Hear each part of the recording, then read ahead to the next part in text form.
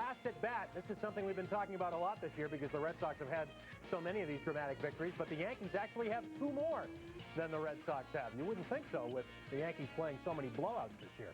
Welcome back to the show. Okay, 2 weeks to go. The Red Sox find themselves in a pressure series against the Yankees in New York. Stop me if you've heard this before. Bob Montgomery is here for Breakdown, and we actually have some late news to talk about, Bob.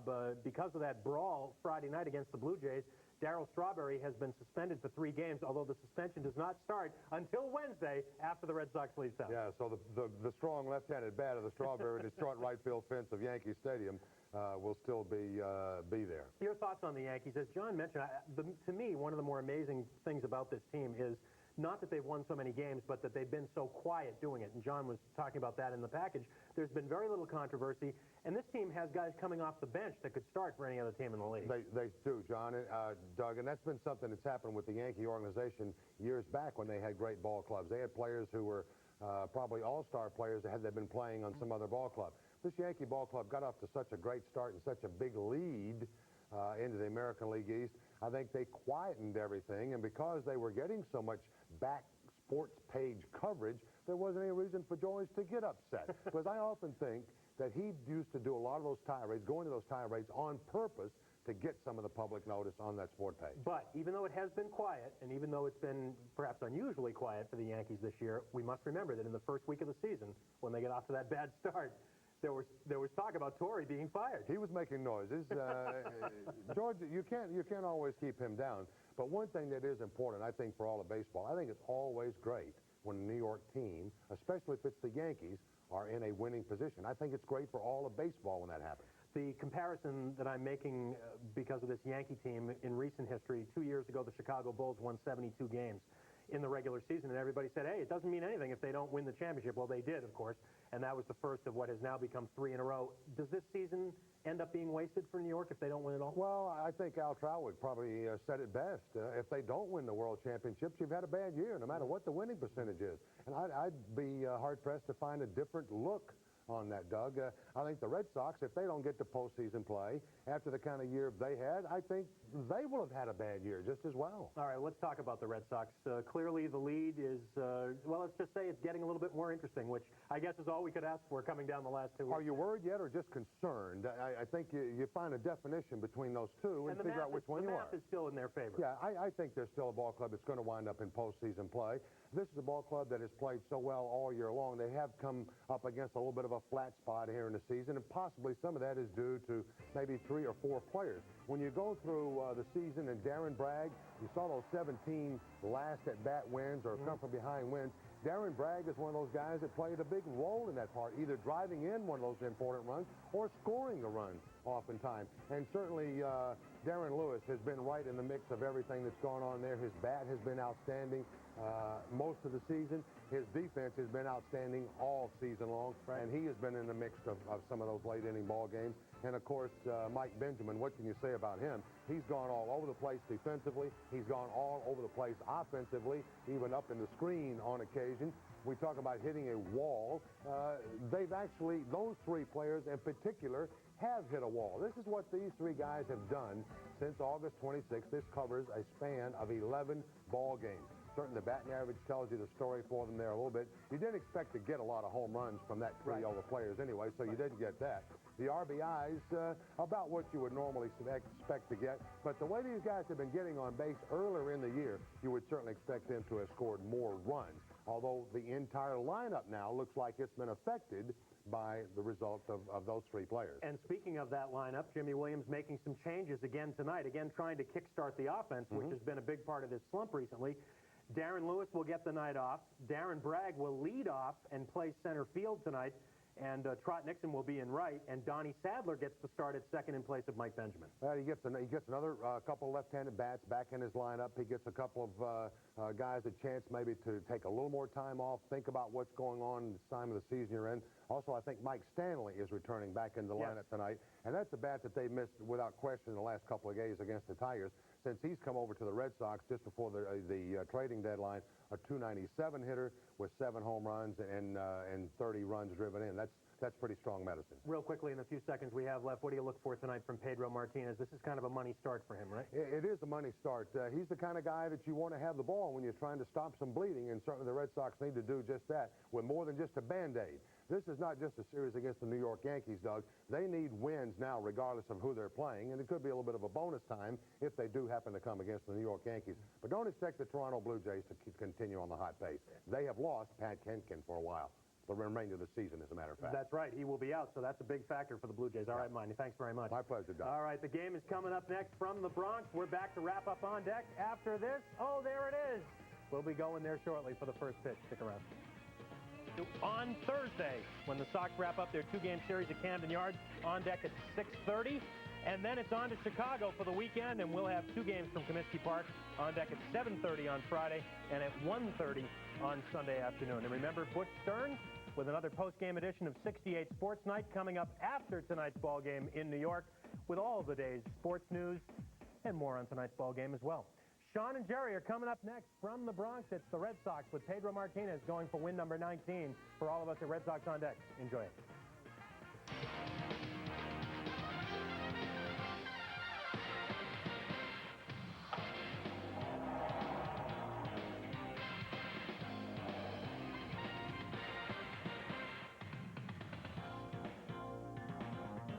68 Sports presents Boston Red Sox baseball tonight from Yankee Stadium in New York. It's game one of a three-game series between the Red Sox and the New York Yankees. Good evening, everyone, and welcome. I'm Sean McDonough. It's great to have you with us as the Red Sox begin a very important road trip. They'll play two games here in New York, two in Baltimore, and then three over the weekend in Chicago. Many are saying that tonight is the most important game of the season for the Red Sox. They've been on the slide lately. They've lost 8 of the last 10, including 2 out of 3 over the weekend at home to Detroit. As a result, the Red Sox lead in the wild card race is down to 3 games, the smallest lead the Red Sox have had in the wild card chase since July 24th, and it's the closest the Toronto Blue Jays have been since late May. Red Sox losing again at home yesterday to Detroit, but after the game, Mo Vaughn said now is not the time to push the panic button. I don't understand why everybody is getting so excited about this, that, and the other thing. We're still in first place in this wild card. We still got an opportunity to do some things. We just got to put some wins together. That's the bottom line. I mean, it's no big formula to the situation. Go out there and play hard and play to your capabilities and let things happen. I'm joined as always by Jerry Remy. Jerry, the big problem over the last 10 games for the Red Sox has been the offense, and once again tonight, Jimmy Williams has made some changes trying to find the right combination. He really has. Trot Nixon back in the lineup for the Red Sox, also Donnie Sadler. Some of the players that got to the Red Sox at this point, Darren Lewis, guys like that, have really slumped lately, so Jimmy's got to make some changes, and can you imagine the pressure coming into Yankee Stadium in a pennant race with 2 young players. Hopefully they'll respond. The other thing tonight, Sean, Pedro Martinez, when you signed him to be your #1 starter, these are the kind of games he has to win. It doesn't have to be a 1-0 win. It could be 6-5, but he's got to win this ball game tonight. And he'll be opposed tonight by El Duque, Orlando Hernandez. We'll have the first pitch of tonight's game from Yankee Stadium in just a moment. But first, back to our 68 Sports Studios. Here's Doug.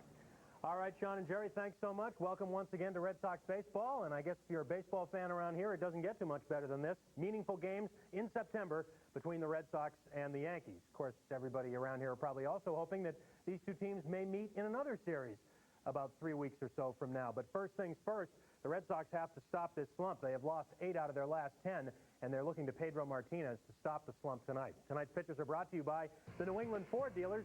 See your New England Ford dealer today. Second try for number 19 on the season for Pedro. His first try was last Tuesday when he lost to David Cohn and the Yankees 3-2.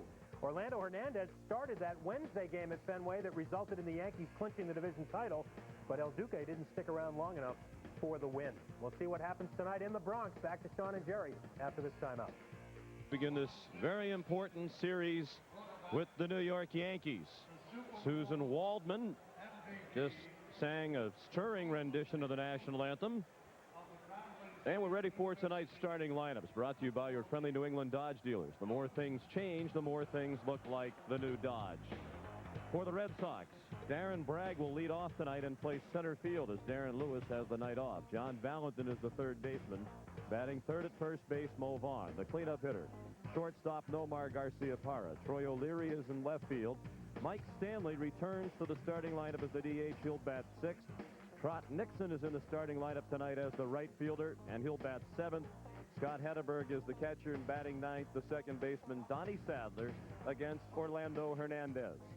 El Duque was on the mound the night the Yankees clinched the American League East. That was at Fenway Park, but he was not very effective in that game. Only lasted 3 2/3 innings, allowing 5 hits and 4 earned runs. He walked 4, struck out 5, and did allow a home run. That was to Scott Hedberg in that game. But he has been a much better pitcher at Yankee Stadium. At home this season, 6-1 with a 2.06 ERA. Much better here at the stadium than on the road.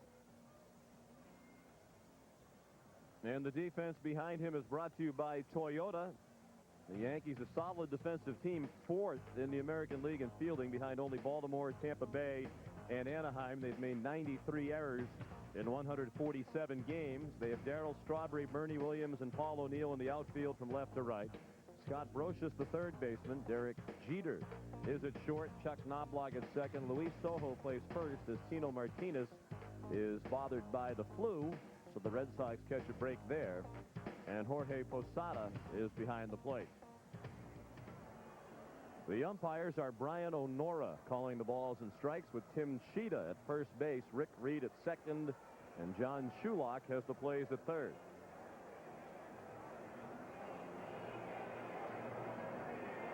Jerry, to a man, for the most part, the Red Sox trying to downplay the sense of urgency.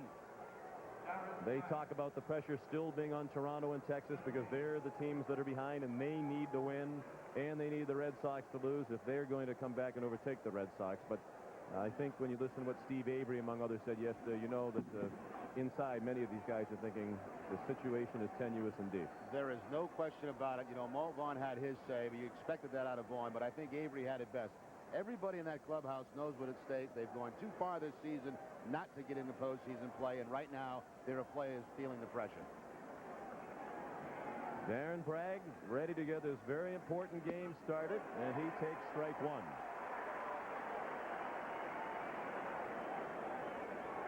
Bragg's hitting .285. He has 8 homers and 52 runs batted in.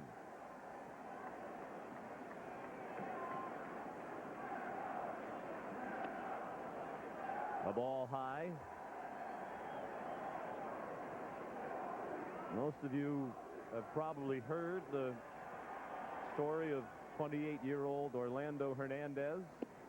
He dropped the pitch in for strike 2. He defected from his native Cuba with 7 other people the day after Christmas last year, December 26, 1997.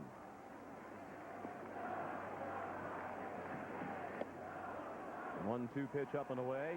Like so many others who have defected from Cuba, he was in a very small boat, dangerous conditions, washed up in an island in the Caribbean, picked up by the U.S. Coast Guard 3 days later. Down the line, just foul off first. Starts that he's made this season, the Yankees have averaged 7.2 runs per game in the games that he's pitched in. He's held opponents to a .230 batting average, but lefties have hit him well. Lefties at .290, right-handers only .157. You'll see a difference. When he faces right-handers, he drops down to the side more with his pitches.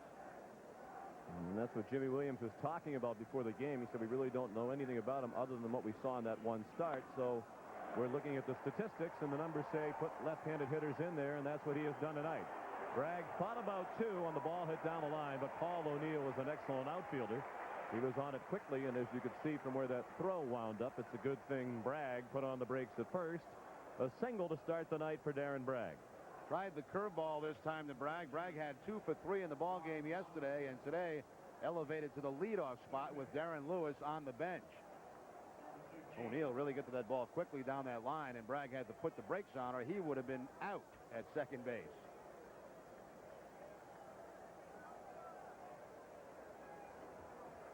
Bragg at first for John Valentin. And that pitch hits him.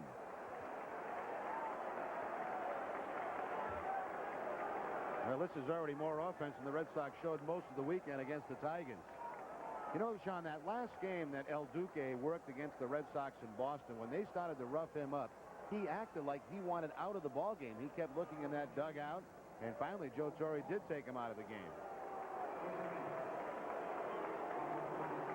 I think Jimmy Williams wants to make certain that Valentin is okay, and he is. The Red Sox with a chance for the early lead. First and second, nobody out. And the hitter is Mo Vaughn, the second leading hitter in the American League, with his .330 batting average, behind only Bernie Williams of the Yankees. 35 homers for Vaughn, 98 runs batted in. And Mo has been one of the few Red Sox hitters who has performed well lately.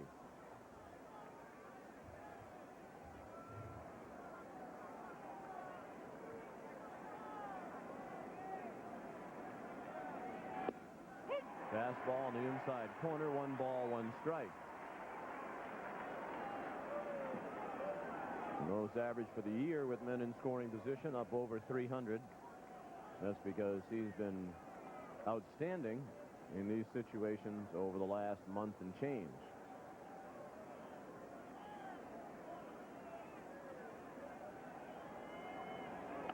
In on the hands and fouled away to the left. They expect a crowd of about 40,000 here tonight. Warm for this time of the year in metropolitan New York, 75 degrees, the game time temperature. One thing we did notice, too, about Hernandez last time he worked, he's not afraid to work inside to both right-handers and left-handers.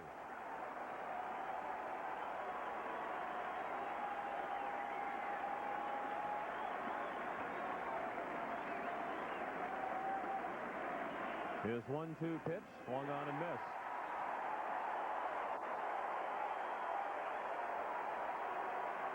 Well, that right there, I believe, is his out pitch against left-handed hitters, that slow curveball. He does not have much of a changeup, and I think that's one of the reasons lefties has hit him better this season. But fastball and then that curveball for the strikeout to move on.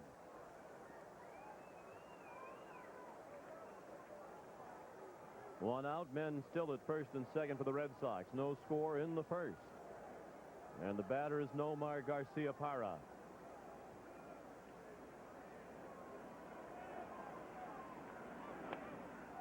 A pop foul out of play to the right.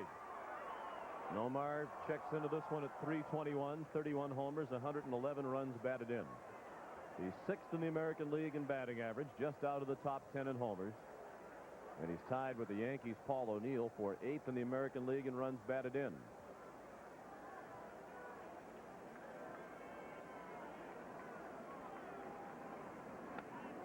Foul ball, straight back, 0-2.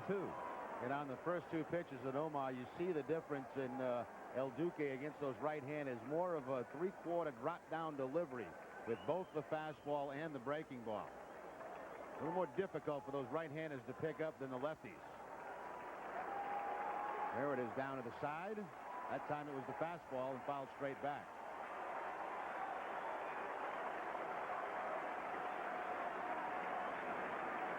The 0-2 pitch. Another foul ball.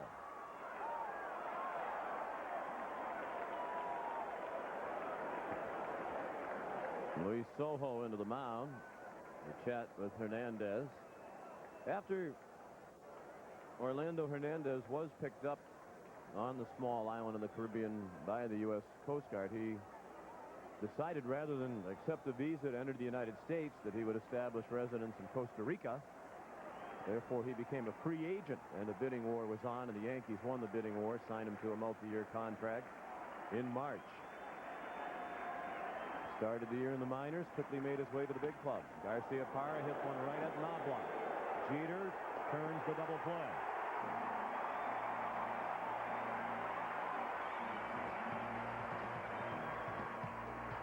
After a half inning, no score on the 68 Sports Red Sox television network.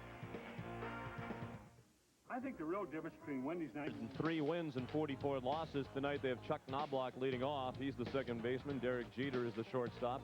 Paul O'Neill, the right fielder, hits third. The cleanup hitter, center fielder Bernie Williams. Chili Davis is the DH. Batting 6th in left field, Darryl Strawberry. The catcher is Jorge Posada. Batting 8th, the third baseman Scott Brocious. And the number 9 hitter is first baseman Luis Sojo against Pedro Martinez. 18-5, 18 wins, just behind Rick Helling and David Cohn, who both have 19. Pedro's second to Roger Clemens in ERA at 2.74. He's also second to Clemens in strikeouts, 227. Clemens has 234 on the season, and he is 1-1 against New York this season. He lost the last time out at Fenway, a 3-2 ball game. David Cohn just a little bit better in that game than Pedro Martinez. He won a memorable game here in late May when he left in the middle innings, and the Red Sox had a huge lead, and they almost squandered it. That was the game you might recall in which Lou Merlone made a terrific defensive play on a ball hit up the middle to quiet a big Yankee rally. Here's Chuck Knobloch ready to get the bottom of the first started. 264, a career high 17 homers and 61 runs batted in. And Pedro throws a fastball right down the middle for strike one. Pedro has a lot of fans at this ball game tonight, especially out in those right field bleachers. Obviously a large Dominican population in this area, and many of them here tonight. Many of his countrymen cheering for Martinez. Breaking ball just a little bit high, apparently. There they are out in right center field with the flags on display. Very proud of Pedro and Sammy Sosa.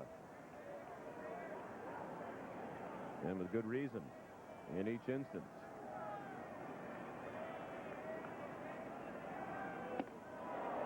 Jerry, when your team, like the Red Sox, in a tight spot now, struggling to score, you have a promising start to the first inning, and your two best hitters don't come through. Can that be deflating to a team right away? Absolutely. But the good news, it's only the first inning. But when you get those men in scoring position, you get two big RBIs guys coming up, and you don't score a run, that is frustrating.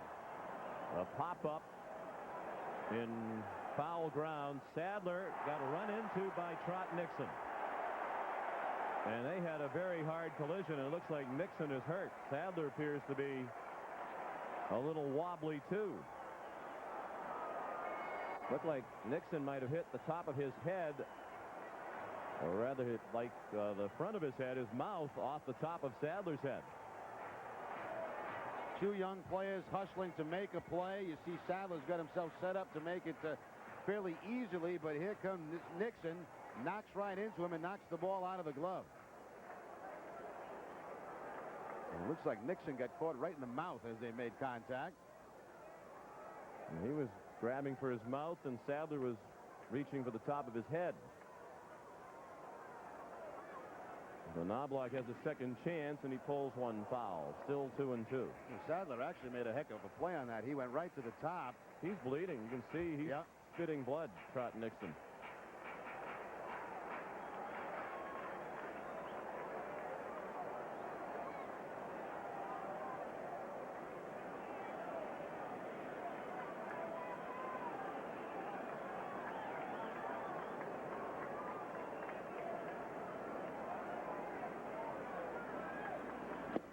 Swing and a miss. So the miscue does not prove costly as Martinez strikes out Knobloch. Up high with the fastball that time for Pedro to pick up the strikeout on Knobloch. Knobloch really not one of the easier guys to strike out in the American League, but with that type of fastball, very few hitters are going to make contact when it's up above the letters. Matter of fact, Knobloch, one of the most difficult batters in the American League to strike out. He fans just one every 10.5 plate appearances. 9th best ratio in the American League. Here's Derek Jeter, the number 3 hitter in the American League at 328. And he's being highly touted as an MVP candidate in the American League. He looked at a strike. Jeter leads the league in runs scored. He's second in hits, 5 behind the league leader Alex Rodriguez of Seattle. And Martinez looks to be throwing hard here in the first inning. He threw that one right by Jeter. Yeah, so far in this game, with the exception of maybe one curveball, Pedro staying with old number 1. And it looks like, at least at the start of the game, he has a good one.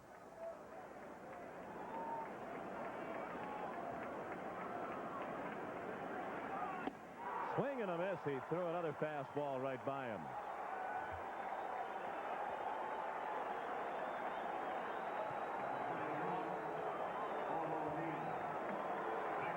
If you've got the good fastball, especially early in the game, go ahead and use it. And that's what Pedro's doing tonight.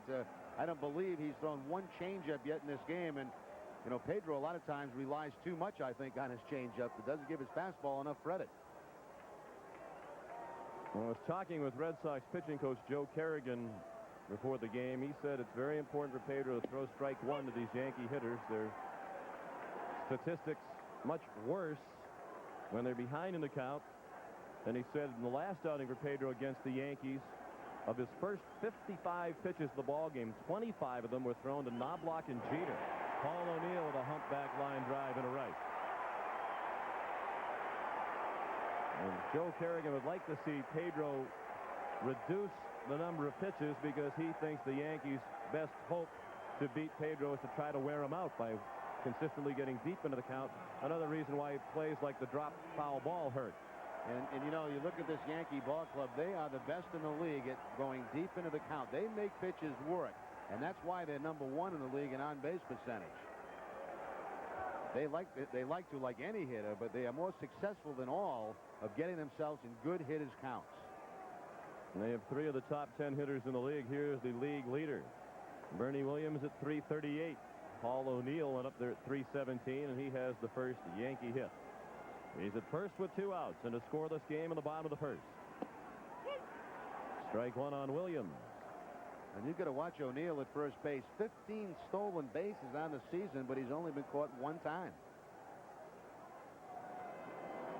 He had a stolen base yesterday in their loss to the Toronto Blue Jays before he was ejected.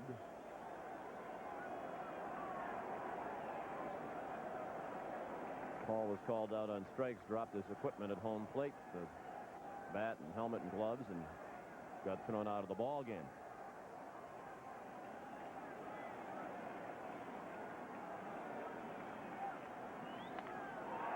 Williams sends it to right, didn't get all of it, and Nixon, bloodied but able to make the play. After 1, no score on the 68 Sports Red Sox television network.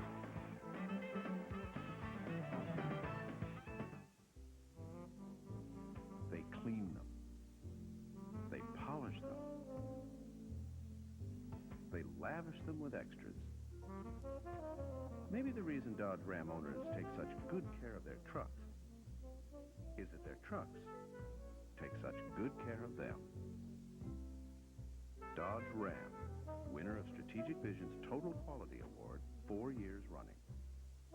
The rules have changed. Remember what it was like to have someone you could count on? You can again with Data General. In today's competitive business world, trusting your computing partner to be there for you is essential. Data General is the enterprise NT solution choice you can lean on. Contact us today.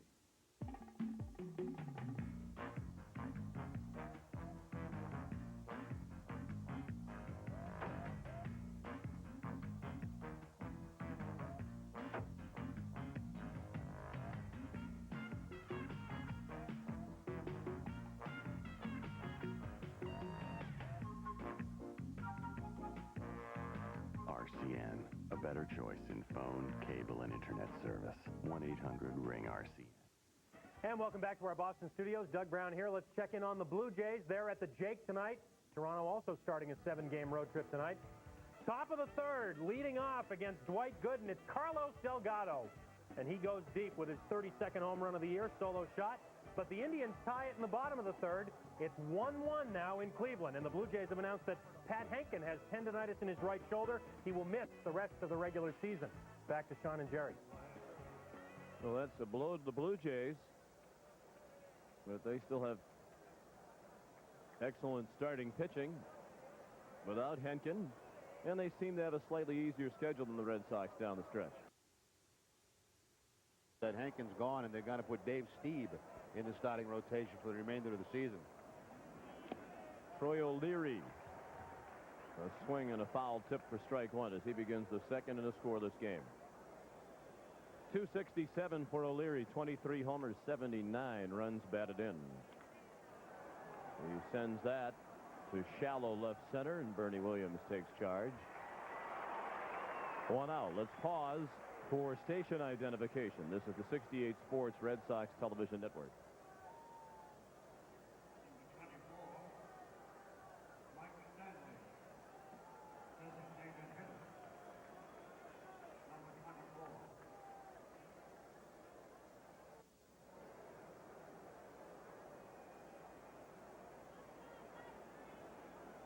Mike Stanley is the batter in a scoreless game in the second.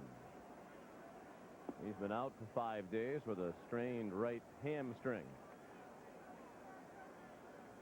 An injury suffered when the Yankees were at Fenway last week. Sean McDonough, Jerry Remy. Tonight's game produced and directed by Tom Tedisco.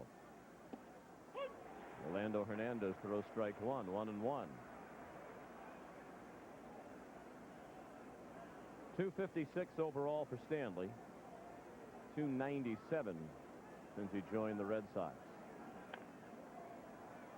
The dribbler foul down by Wendell Kim. Watching Stanley in the pregame warm-ups today, batting practice. Seems like swinging the bat's fine for him, but running the bases may be a problem. Of course, Stanley does not have great speed, but what you got to be careful about, you know, you might smell an infield hit or maybe a double, and that's where he's going to have to back off.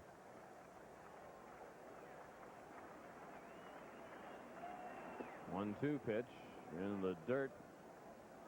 Brian O'Nora gave Posada a new baseball. Orlando Hernandez is the older half-brother of Livan Hernandez, who was the MVP of the World Series last year for the Florida Marlins. Orlando dropped down and Stanley fouled it into the upper deck. El Duque was the star pitcher for Cuba's national team before he was banned from the sport by the Cuban government in October of 1996 because they alleged that he was planning to defect. Here it comes, right back here.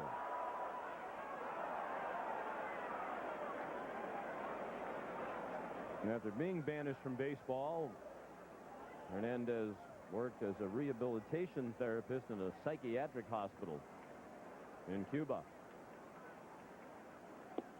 Swing and a miss.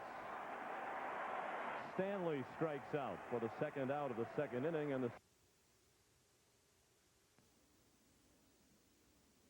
dropping down to the side with the breaking ball, and of course when you drop down to the side you want to keep that pitch away from the right-handed hitter.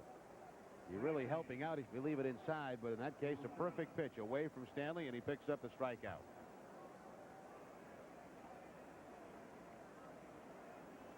No score. Here is Trot Nixon, who had a terrific year with Pawtucket, more than 20 homers and 20 stolen bases, the first 20-20 man in Paw Sox history. Jim Rowe took a look at his tongue during the break between innings. Looks like Trot might have bit his tongue, and that was causing the bleeding after he collided with Donnie Sadler.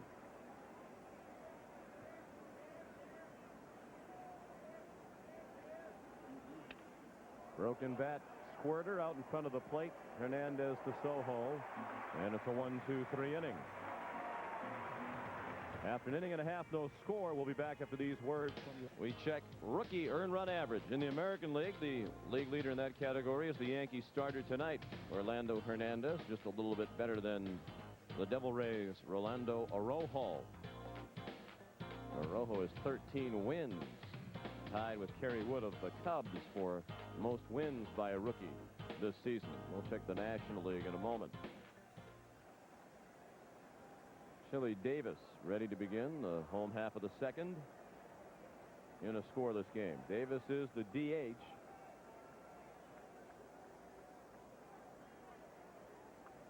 For the most part lately, he's been almost exclusively hitting from the right side of the plate because of a rib cage injury. He's back from the left side tonight. 283 for Davis. 2 homers, 7 runs batted in 21 games this year. 1 ball, 1 strike.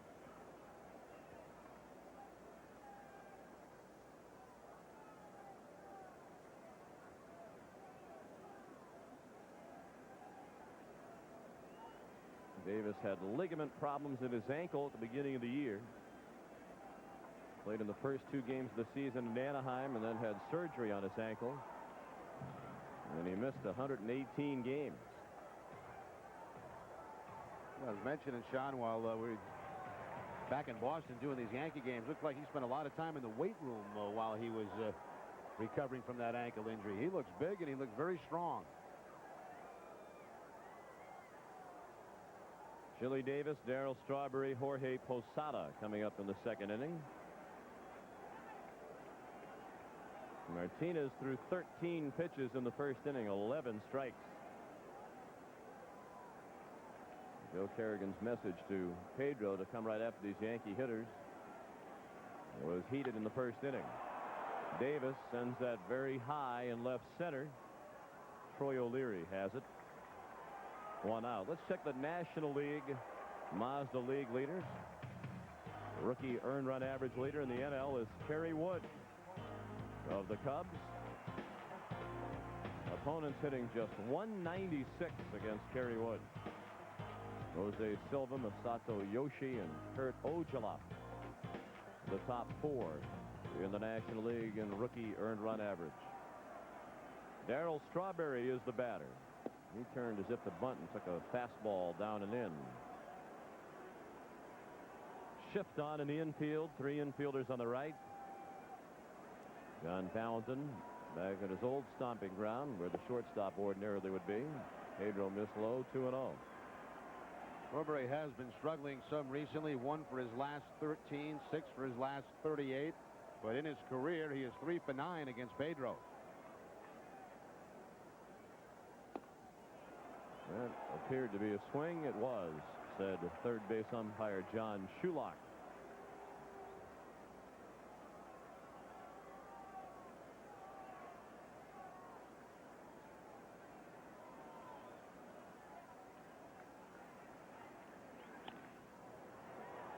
Bounce to Garcia Parra, playing where the second baseman ordinarily would be. The shift pays off as Strawberry bounced one right into the shift, and there are 2 down here in the Yankee second. Even at second base, Nomar likes to charge the ball and play it on the run, just like he does at shortstop. He's not comfortable staying back on the ball, and that's the way he is most comfortable making all plays. 2 outs and the base is empty, and a scoreless game in the second inning. Here's Jorge Posada, the Yankee catcher, at 270. 16 homers and 60 runs batted in. Posada is a switch hitter. And a much better hitter right-handed. He's hitting just .221 from the left. Ryan Honora sends Pedro a new ball after that one went in the dirt. The Yankees have the same amount of home runs as the Red Sox on the season, but they do not have a guy in the top 10 in home runs. They really spread them throughout their lineup.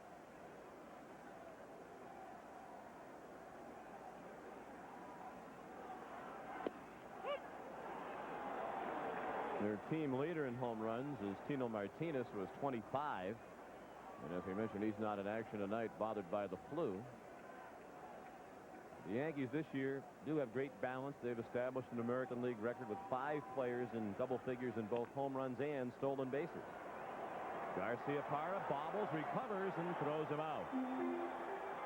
Well, Nomar was one more bobble away from his 25th error of the season, a total that has been rising rapidly. He made a costly error yesterday, but he avoided the miscue on this play to end the inning. After 2, no score on the 68 Sports Red Sox television network.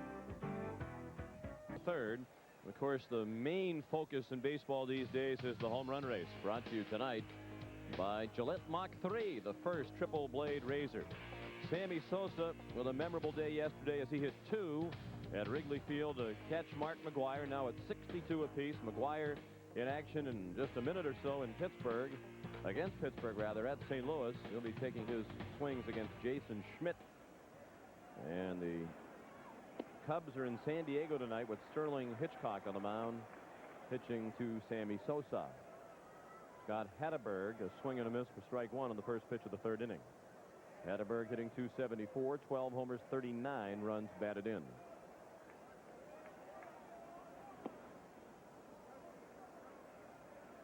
So what happens now if Sosa pulls away and goes on to win this? There was so much hoopla about McGwire because he was the first to reach 62. The big exhibit now at the Hall of Fame. Check swing.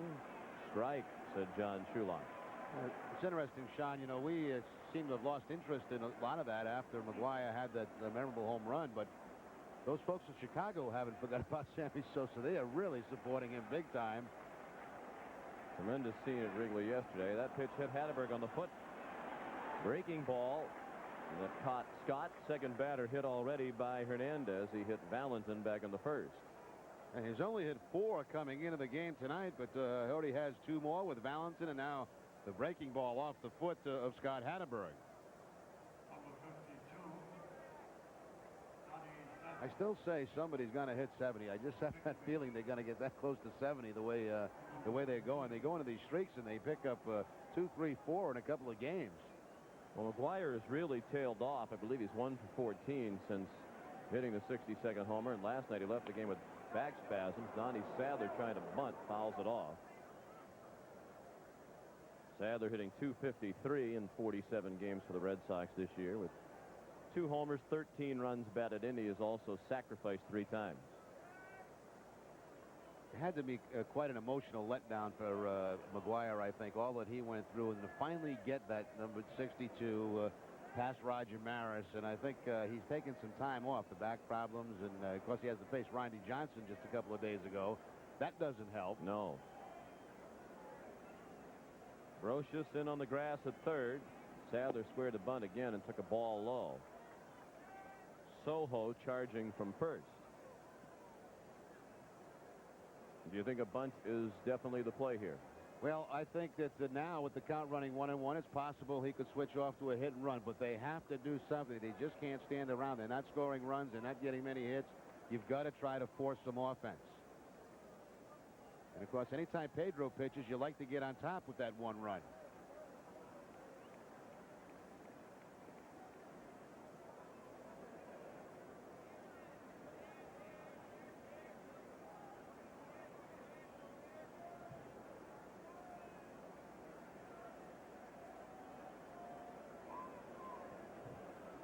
Sadler turns the bunt again and gets it down. Hernandez throws to Knobloch covering for the out. Hatteberg in scoring position. It's a sacrifice. The play 1-4 on Sadler. We mentioned at the top of the telecast, during the last 10 games, 8 of which have resulted in losses for the Red Sox, the offense has been dreadful as compared to the overall season numbers. The average in the last 10 games, 203. It's 214 with men in scoring position, and they're averaging 2 runs per game fewer than their season average of 5.4.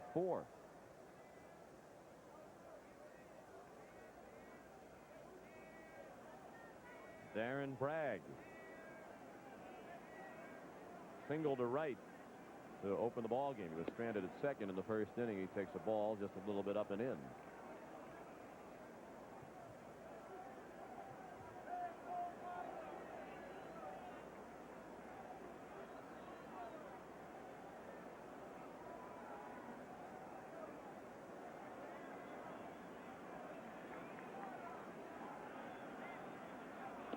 The 1-0 pitch is a strike on the outer part of the plate. And that's the changeup that time by El Duque, and that's certainly his 3rd best pitch.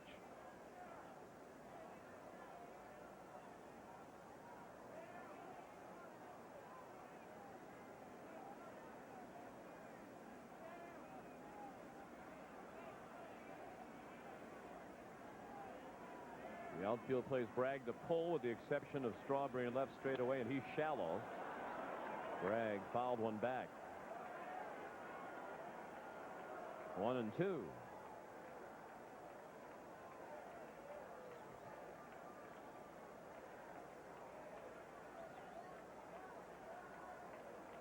Red Sox have had a tough time lately, and the Yankees have tailed way off their record-setting pace of most of the season.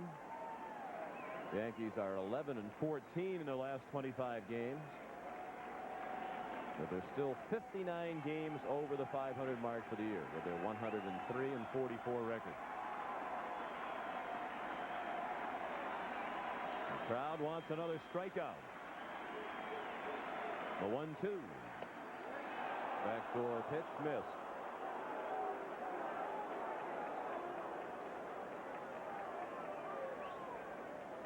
The Yankees certainly did not help the Red Sox cause over the weekend when they lost 3 out of 4 to Toronto.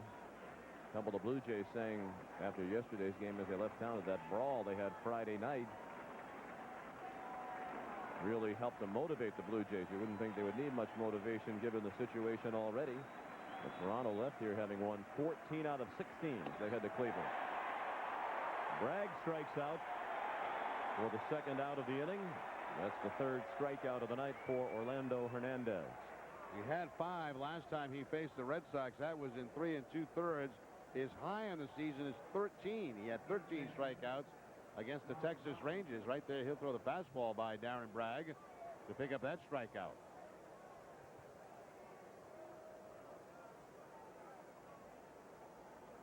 Two outs. Hatteberg at second. No score in the third inning. The batter, John Valentin, was hit by a pitch in the first.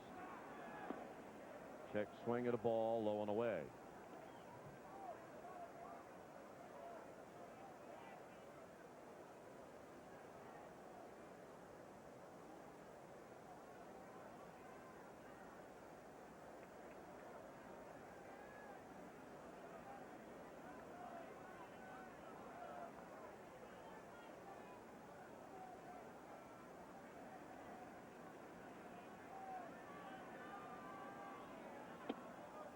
And a ball high. 2-0.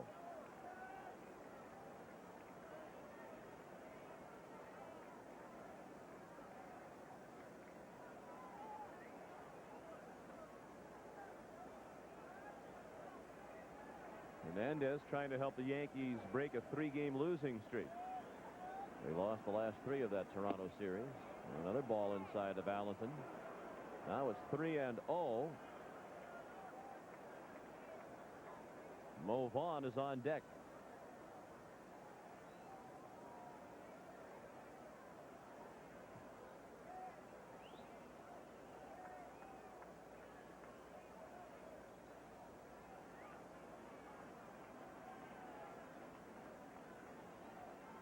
He had the green light. He lines one to center. Williams started back. Now comes in and makes the tumbling catch. Jimmy Williams turned Valentin loose on 3-0. And that's interesting with Mo Vaughn on deck. Valentin hit it well, but it was caught by Williams. Heading to the bottom of the third. No score on the 68 Sports Red Sox television network.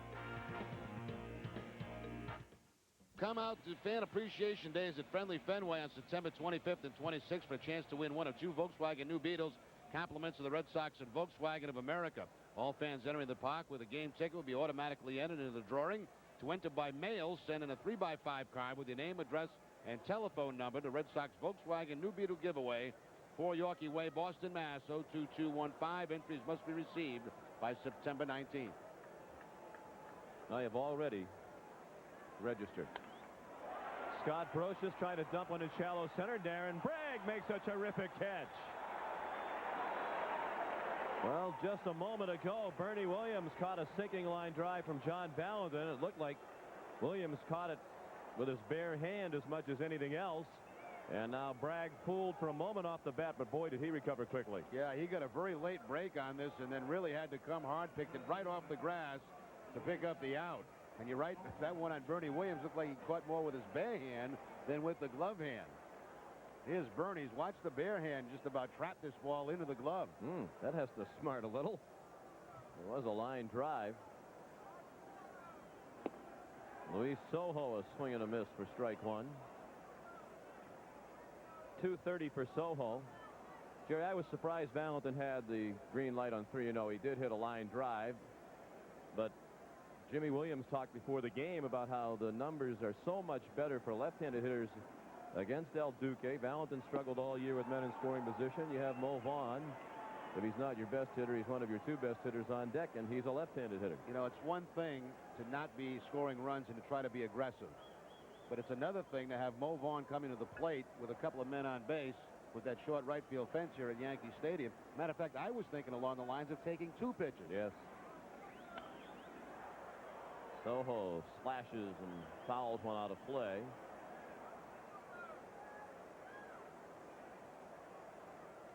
That's what managers generally do when teams are in hitting slumps, though. They'll give a lot of green light signs on 3-0 They'll do a lot of hit and running. They'll bunt to get men in a scoring position, anything to try to generate some offense and get confidence back in a lineup. Jimmy Williams was talking before the game that right now he doesn't feel the need to do anything special. He said he's just trying to do whatever he can to keep the team loose and relaxed.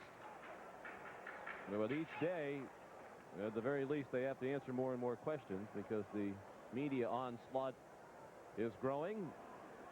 And with each game that comes off the wild card lead, there's mounting concern. And that filters right through the clubhouse, from the manager down through the coaches, down through the players, down through the trainers.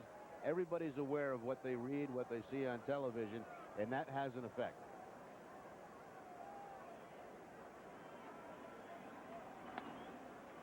As you might be able to tell from this at bat, Soho does not walk much. He's walked 3 times this year. He's had 122 at bats. 3 walks, 13 strikeouts. That's it. And he's not up there very long usually. He's up with 1 out and the bases empty in a scoreless game in the 3rd.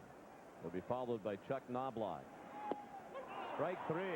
Wicked breaking ball. Soho thought it was low, and he barks at Brian O'Nora.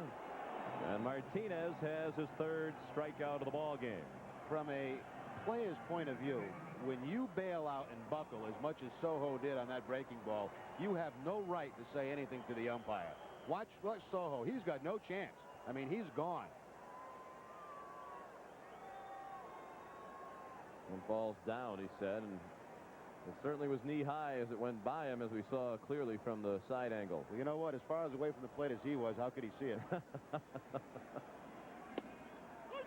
Chuck Knobloch takes a strike. He struck out swinging as the first batter of the night for the Yankees.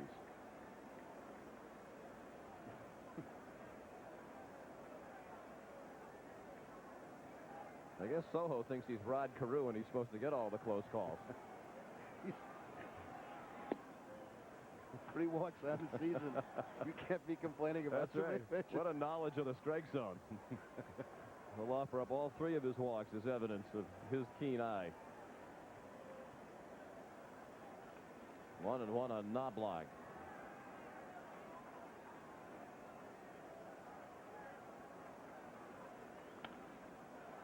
Pop foul out of play. 1-2. When we talk about the pressure, teams fading down the stretch, other teams in pursuit, Jimmy Williams certainly has plenty of experience with this on both sides. He was a coach in Atlanta and Braves teams that won division titles on the last weekend of the season, second to last day and last day during Jimmy's 6+ years there. And of course, he was the manager of the Toronto Blue Jays when they had one of the notable collapses in recent times, losing to Detroit in the last week of the season. Troy O'Leary makes the running catch, and Martinez has a 1-2-3 inning. He's doing his part tonight. The Yankees have had just 1 base runner through 3. But the game is scoreless as we head to the 4th on the 68 Sports Red Sox television network. No score. Red Sox, Yankees on the Dunkin' Donuts scoreboard. The All-Star Game's coming to Boston for 1999, and official All-Star Game merchandise is now available online. Log on to RedSox.com to purchase the same selection that is available at the ballpark. Well, we can update the action from Cleveland tonight. The Indians have taken a 2-1 lead over the Toronto Blue Jays. And they're now in the 5th inning. Carlos Delgado homered earlier in the ball game for Toronto, and David Justice has homered for Cleveland.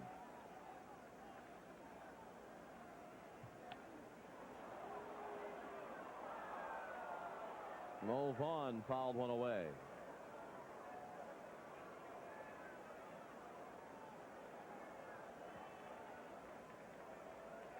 Vaughn struck out swinging his first time up.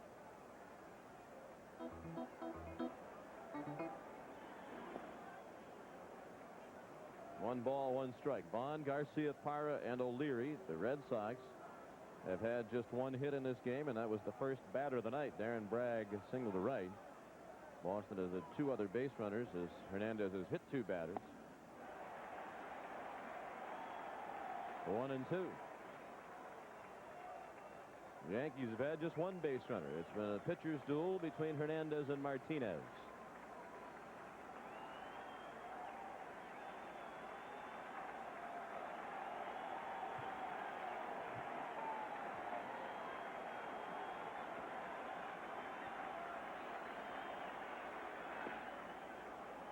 Ball 2.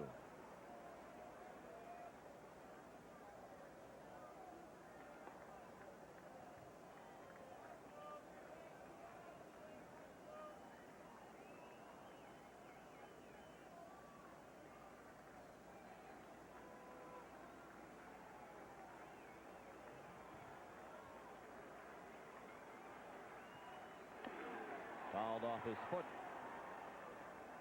Well, you had a visit from a friend before the ball game, somebody that used to coach at UMass. Yes, believe. John Calipari, now the coach of the New Jersey Nets. He has many other titles. He basically runs the whole franchise over there. But there's Coach Cal in the Yankee owner's box tonight.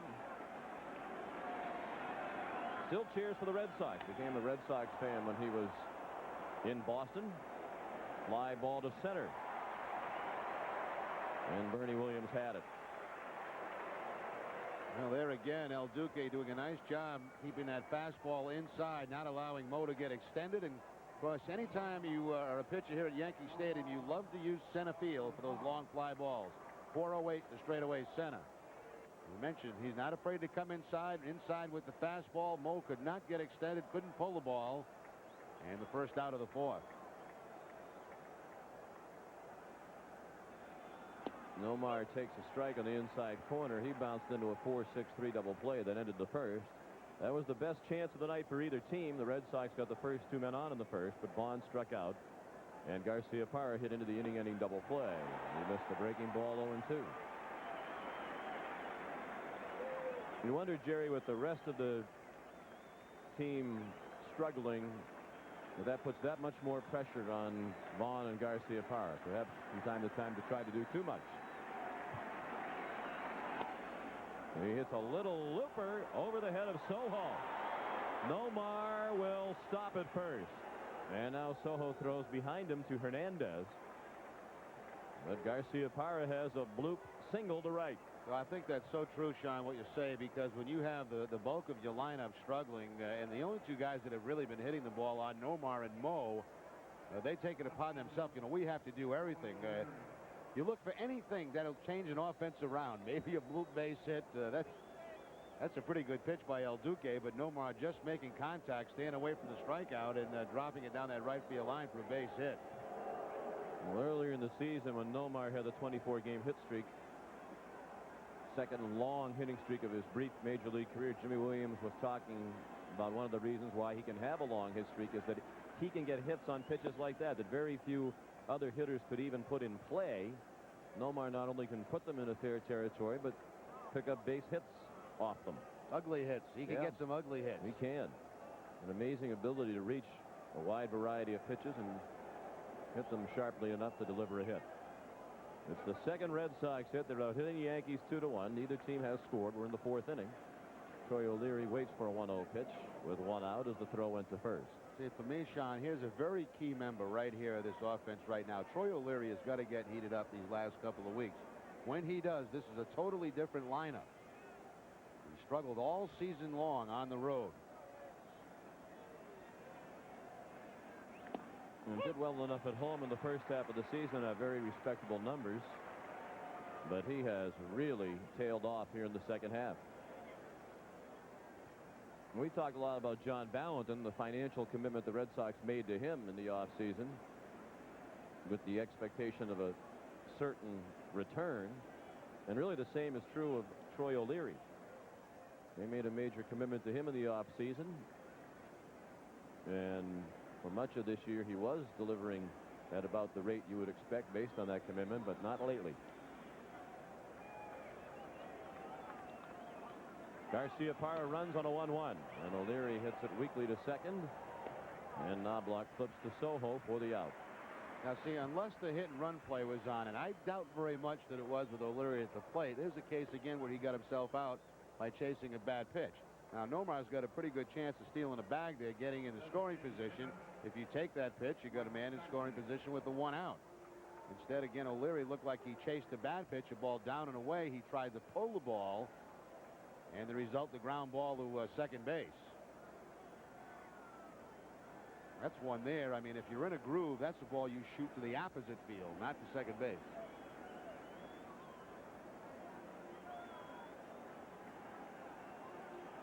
Mike Stanley trying to bring in the first run of the game. Takes a breaking ball for a strike. Stanley struck out swinging in the second.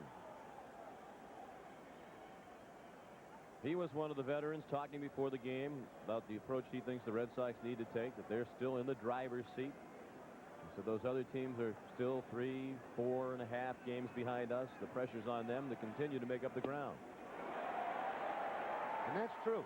I mean, all that what they say is true, but the fact is they have not played good baseball. No. You know, had they been playing good baseball and you got this 3-game lead, you say, well, okay, we're doing all right. We're going to be fine. But it's down to 3, and they have not played good baseball. No. That's the scary part about it. And, of course, the Blue Jays have played exceedingly well while winning 14 of 16.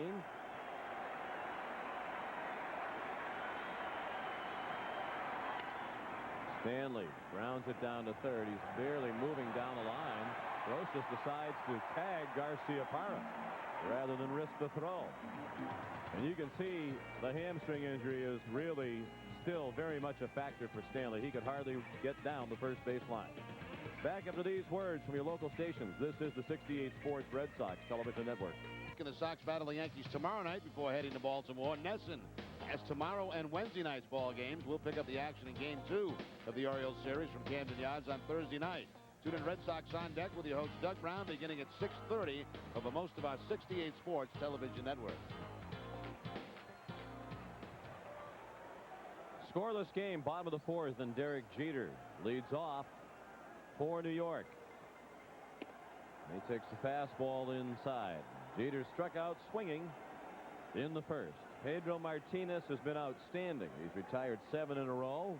The Yankees have had just one base runner through 3 innings on the first inning single by Paul O'Neill. Foul to the screen. A ball and a strike on Jeter.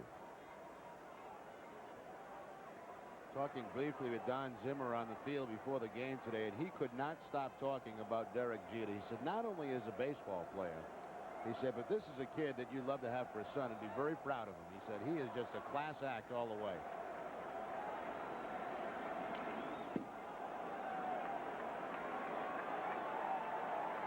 Well, he has become a fan favorite here in New York.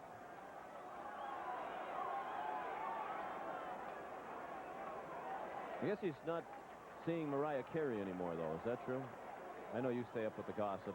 Yeah, I think George Steinbrenner put an end to that, didn't he?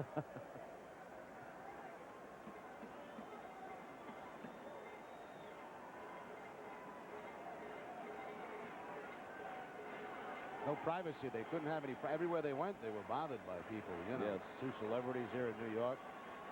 You can relate to that. Yeah. Strike 3. Brian O'Nora rings up Jeter on a pitch that might have been off the outside corner. But the way these pitchers are going, they deserve the benefit of the doubt. Well, the pattern that time against Jeter, early inside, later outside. And here's a perfect pitch on the outside corner the second time that Pedro has got Jeter tonight. And that's a pitch you have to have. That's a good pitch. Well framed by Hatterberg. Brian O'Nora is another one of those younger umpires who seems to have a bit more generous strike zone than some of his older colleagues. Paul O'Neill, the only Yankee base runner of the night, is at the plate. And O'Nora is liable to hear it from O'Neill if he gets one of those pitches called a strike. Well, he's up there. A strike, 1-1. O'Neill got tossed yesterday, didn't he, in that ball game? Yes, he did. First time this year that the often temperamental O'Neill was tossed, but boy, is he a terrific player. He tries the inside out one to the left, and he does. Nomar was playing up the middle. He scampered as quickly as he could to his right, but couldn't get it. So the Yankees have had 2 base runners, O'Neill in the first and O'Neill here in the fourth. You know, the first year that he came over to the American League, Sean, you watch him play and you say, all this guy does is complain. But you know what? All this guy does is play. He's been a terrific player for the Yankees.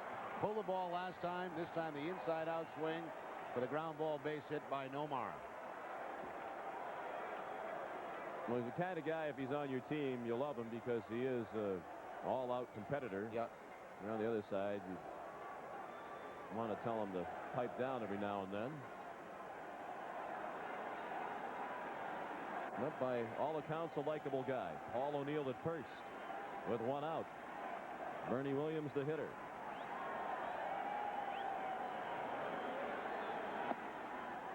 Ball 1 low. Williams fly to right to end the first.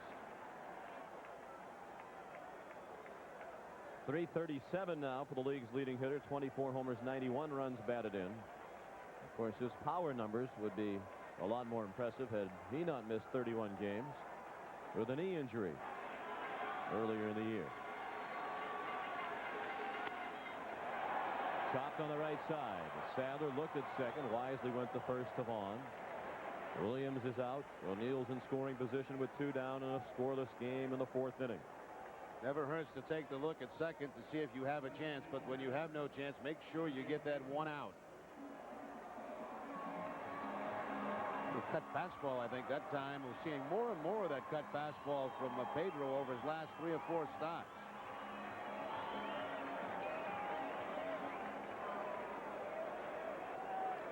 The Yankees have their first runner in scoring position against Pedro with 2 outs here in the 4th inning. O'Neill at second. And Chili Davis at the plate.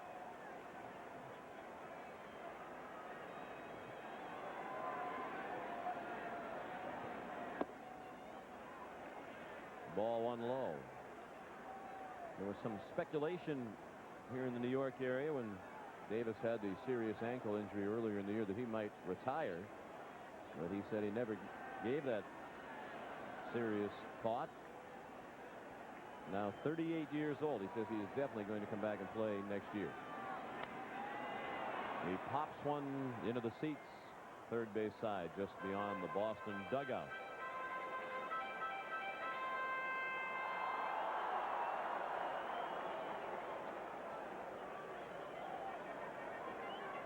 .330 career home runs for Davis. Only Mickey Mantle and Eddie Murray have more home runs among switch hitters in Major League history. Former Red Sox outfielder Reggie Smith, 4th on the list.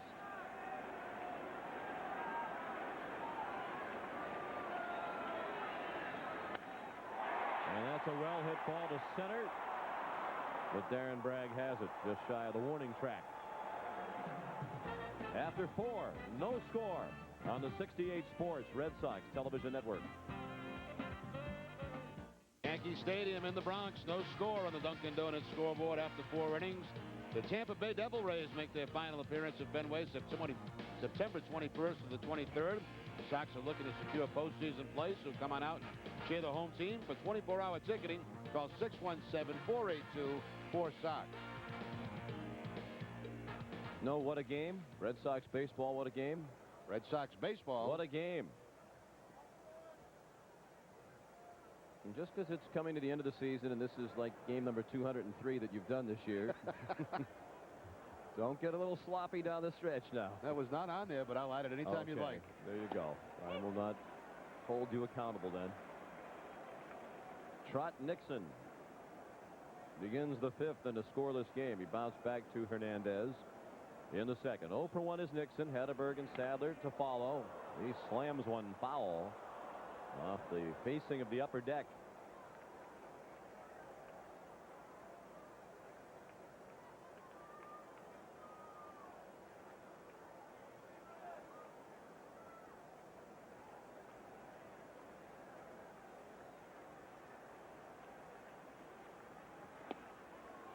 Just a little bit outside as Hernandez changed speeds, 1 and 2.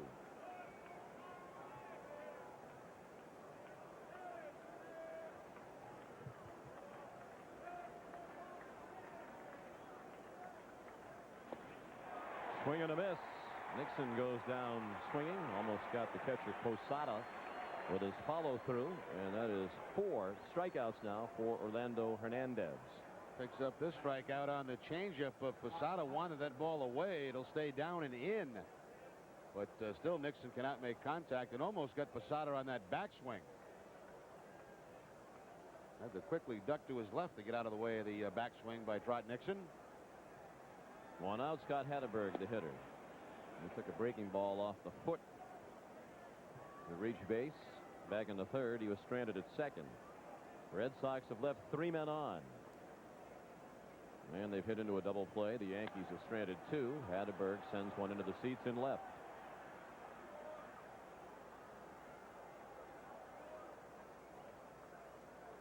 The best the Red Sox can do in the season series with New York is a split. The Yankees lead the season series 6-4 with just these 2 games remaining.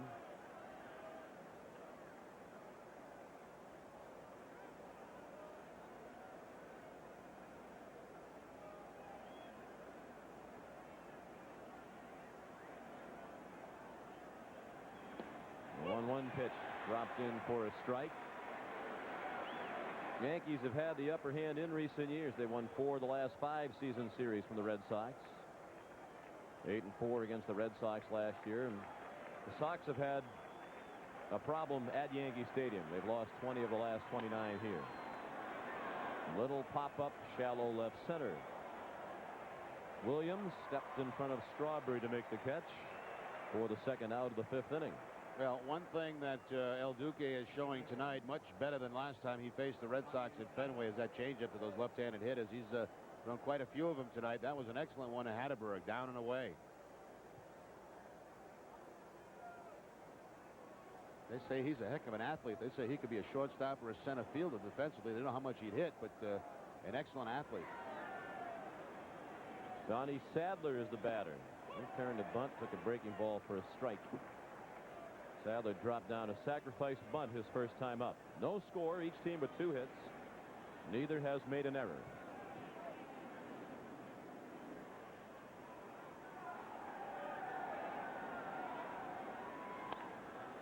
And Sadler pops it up.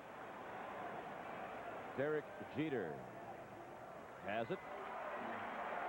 It's a 1-2-3 inning for Hernandez. Halfway through the ballgame, no score. This is the 68 Sports Red Sox television network. Each team with 2 hits after 4.5 innings. Friends, we remind you this copyrighted telecast is presented by authority of the Boston Red Sox and WABU TV channel 68 and may not be reproduced or retransmitted in any form without the express written consent of the Boston Red Sox and WABU TV. Pedro Martinez pitches to Darryl Strawberry to begin the home half of the 5th.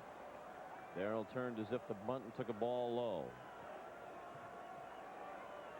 Shift on again in the infield. 3 infielders on the right side for Strawberry, who grounded out to Nomar Garcia-Parra.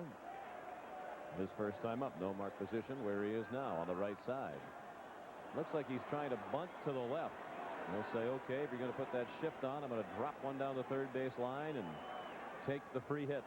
And that's part of the idea of the shift. You want to bunt down the third baseline, go right ahead. There's a guy that has 24 home runs on the season. We'll give you the single.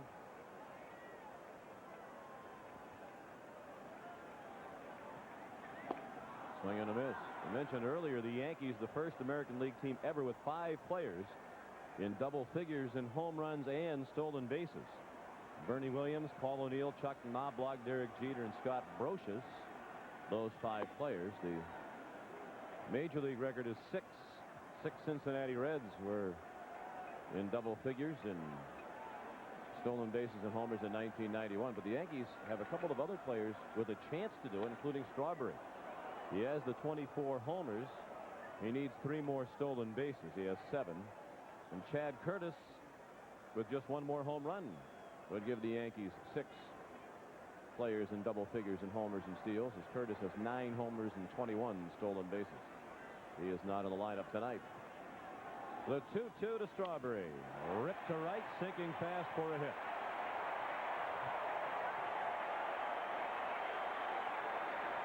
The 3rd hit for New York. And it's the first time tonight the Yankees have had the lead man on.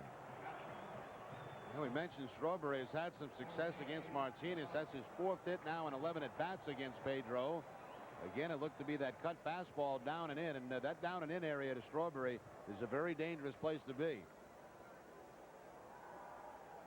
Darrell was involved in that brawl again with Roger Clemens here at Yankee Stadium.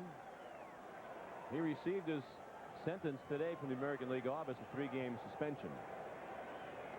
But apparently he's not going to begin serving it until this series is over. Don Zimmer also got a fine today levied on him by the American League of $300 for his being ejected in that ball game. Well, that would just be a bad day at the track for Zim. Yeah, he'll make that up easily. He said, I want to see if Riley's fine. He said, Riley called me a name. That's why I got so hot. He said, let's see what's in that report about Riley. Can you share with us the name Mike Riley called him? Not unless we go late night here or something. You know how Zim so eloquently said that. Yes, I'm sure he did. Well, I'm not going to feel sorry for him financially after the story he told us about his house in Florida. Unbelievable. Posada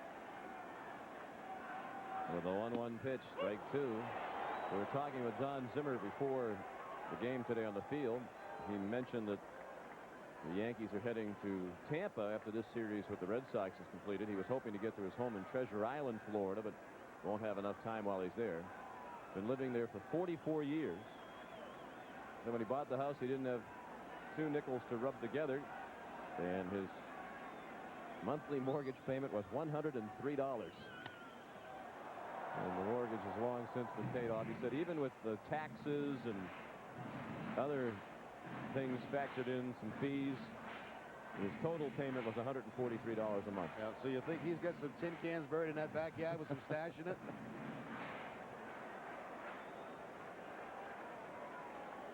Well, unfortunately, every time a Red Sox team starts to have a problem late in the season when they're involved in a race, 1978 comes up again. It's unfortunate for you, too, because you were part of the team, but Don Zimmer seems to be the one who more often than not has to answer questions about it.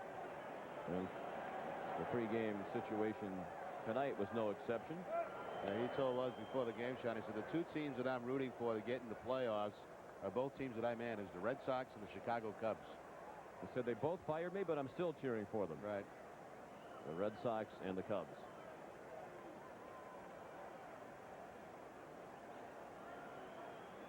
Strawberry at first, nobody out. Scoreless game in the 5th inning. The 1-2 to Posada. Hit on the ground, base hit right field. Strawberry round second, heads for third. Nixon throw cut off. And New York has first and third and nobody out.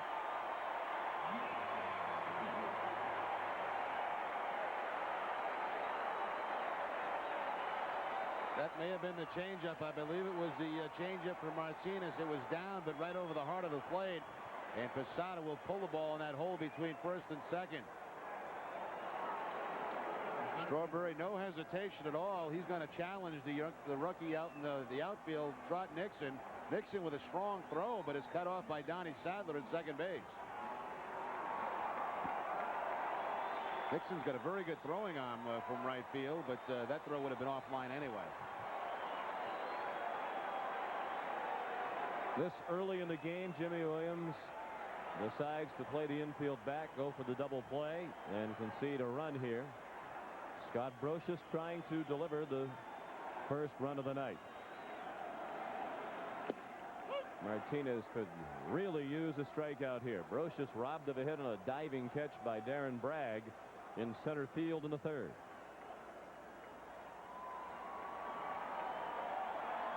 Brocious does strike out 92 times this year.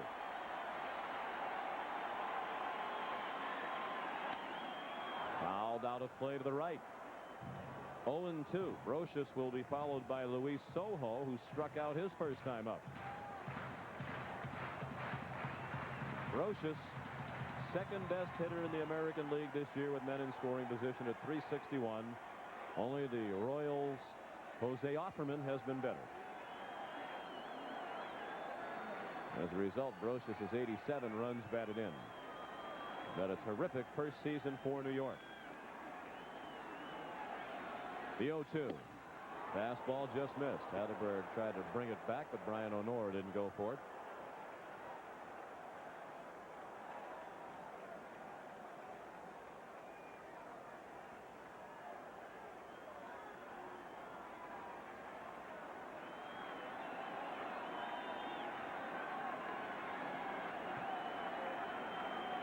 The 87 runs batted in for Brocious this year, a career high.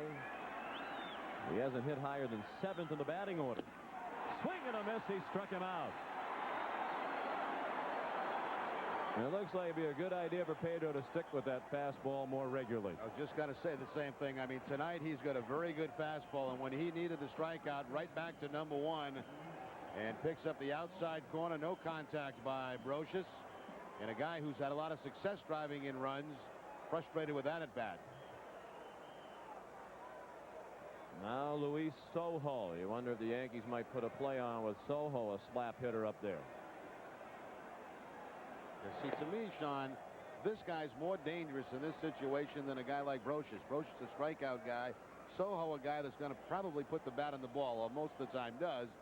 And that's a little scary in these situations when you really could use another strikeout. Sojo's strikeout was just his 14th of the year in 123 at-bats. And don't look for him to get to 2 strikes. He'll be hacking early in the count. He has hit into a bunch of double plays, however, given his limited at-bats. He's had 123 at-bats, and he's hit into 5 double plays. No score in the 5th inning. The Yankees threatening.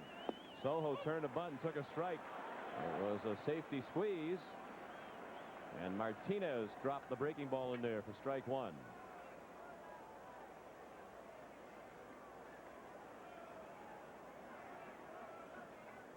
Strawberry is the runner at third. He started the inning with a single, went to third on a base hit by Jorge Posada.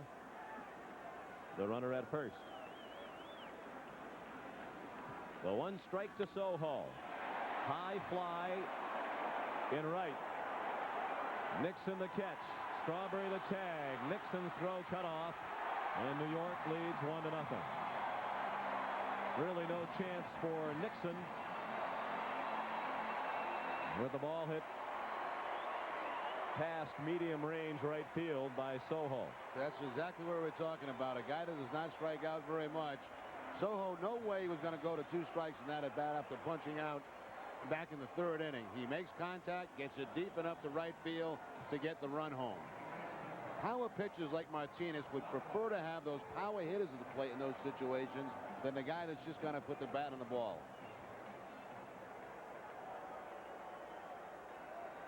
Here's the throw by Nixon, but not nearly in time, and it'll be cut off by Mulvon at first base. 1 run, 4 hits for the Yankees. No runs, 2 hits for the Red Sox in the bottom of the 5th inning. Now it's Posada at first with 2 outs for Chuck Knobloch.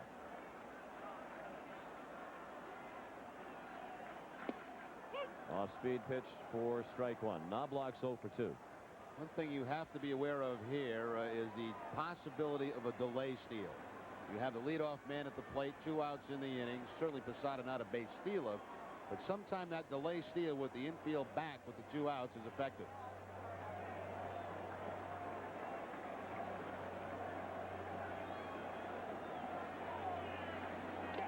Knobloch fouls one straight back, 0-2.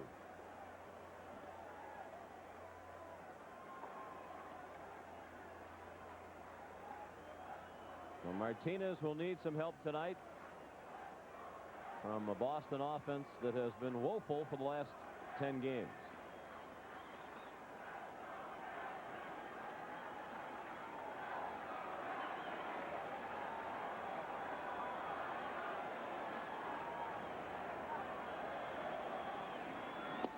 Strike 3. Knobloch knew it. 2 strikeouts in the inning, but the Yankees get a run on 2 hits. New York 1, Boston nothing after 5. This is the 68 Sports Red Sox Television Network.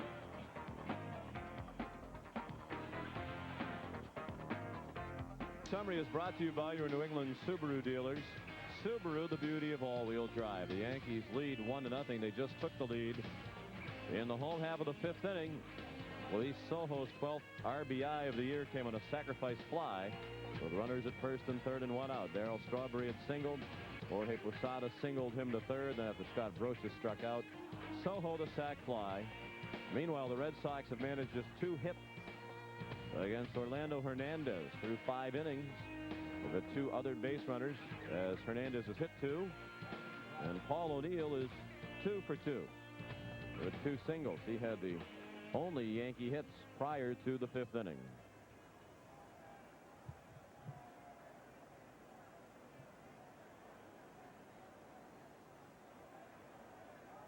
Yankees, with their success this year, have had an excellent season at the box office. They're averaging over 36,000 fans per home date. They have a chance to draw 3 million in home attendance for the first time in Yankee history.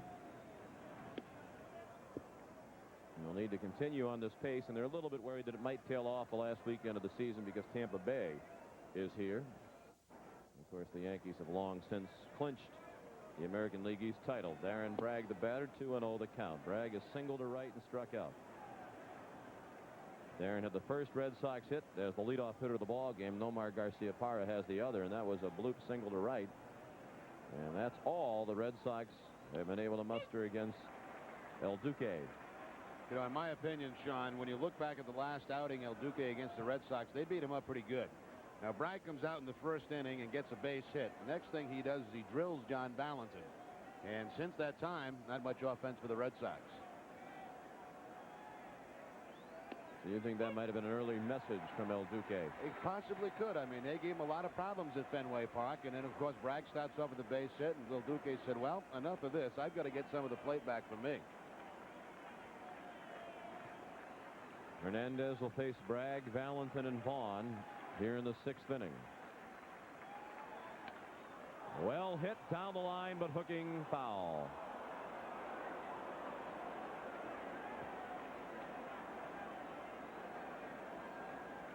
Of course, you look back to that first inning, Red Sox get a couple of base runners quickly, and then their 3 and 4 most productive hitters up, and they get a strikeout and a double play, and nothing on the board.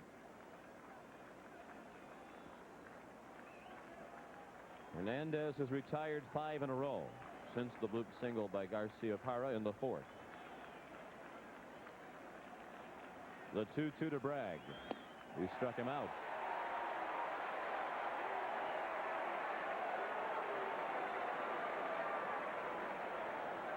Well, again, it's the changeup. It's not a good changeup. It's up and away from Bragg, but Bragg's certainly a dead fastball hitter, and he'll not make contact on that pitch.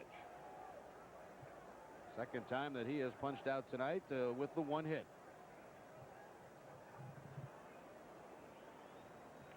John Valentin takes a strike.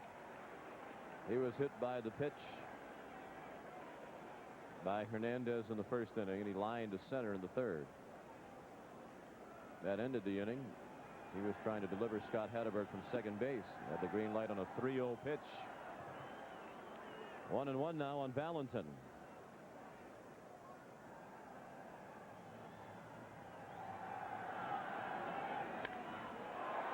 In the air in center, but room for Williams. 2 outs. Well, that's exactly what we talked about earlier. A lot of the great Yankee pitchers here at the stadium use center field to their advantage. Now, it's .399 as you go to that gap in left center field. That ball's hit pretty well by John Valentin, but a lot of room for Bernie Williams, and he'll make the play just in front of the warning track. He's played enough games here, pitched enough games here to know that that's not enough here at Yankee Stadium. Mo Vaughn takes ball 1 low. Vaughn is struck out and fly to center. 1-0 New York in the 6th inning. Meanwhile, Toronto and Cleveland are now tied at 2 in the 7th inning in Cleveland. Red Sox start the night with a 3-game lead over the Blue Jays in the wild card race. That's high in the air and deep in left center field. Williams and Strawberry on the warning track. Strawberry missed it. Mo Vaughn was not running. He had stopped around first. Now he picks it up and makes it to third.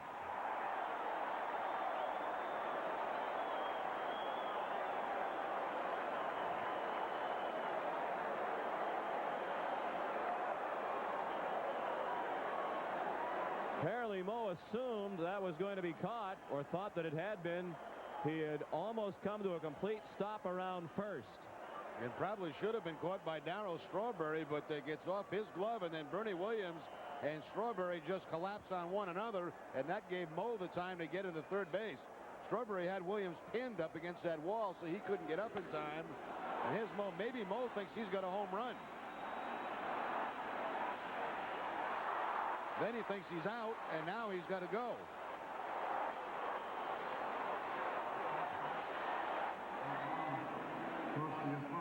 No scoring decision yet. And now they've scored at a triple. The second of the year by Vaughn. So he's at third with 2 outs. Garcia Parra, the batter. And he pops it up to straightaway center. The Red Sox have stranded 4. 1-0 New York, heading to the bottom of the 6th. Back after these words from your local stations along the 68 Sports Red Sox Television Network.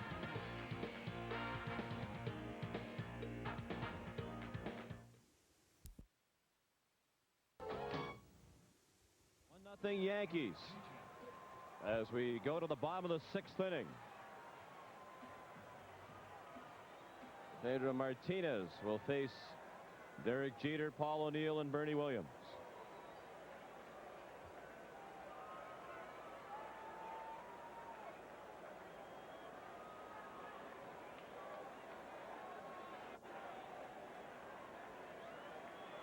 Jeter has struck out twice. Martinez has fanned 6 tonight. He's 1 away from tying Roger Clemens for the American League lead in strikeouts. He started the night 7 behind Clemens, who is not pitching tonight.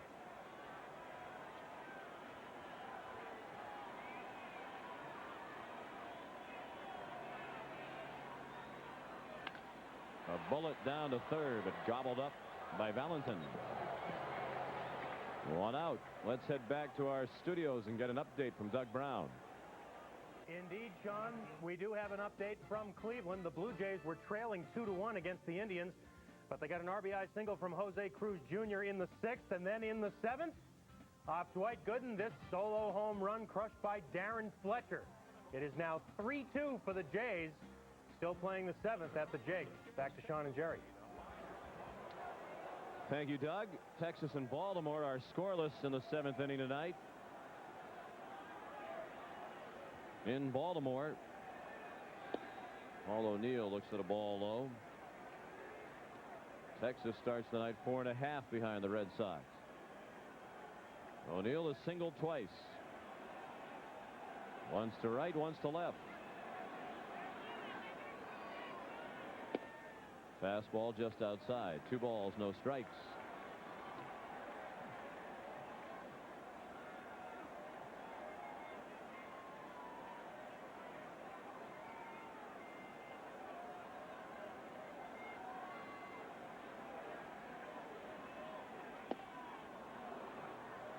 Not a good-looking swing by O'Neill.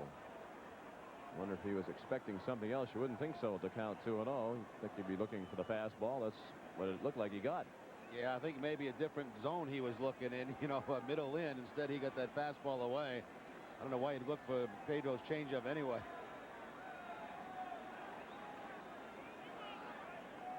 O'Neill last out. Tampa Bay leads Anaheim 2-0 tonight in the 8th inning. Of course, that's a big game in the West, with Anaheim leading the Rangers by just 1 game.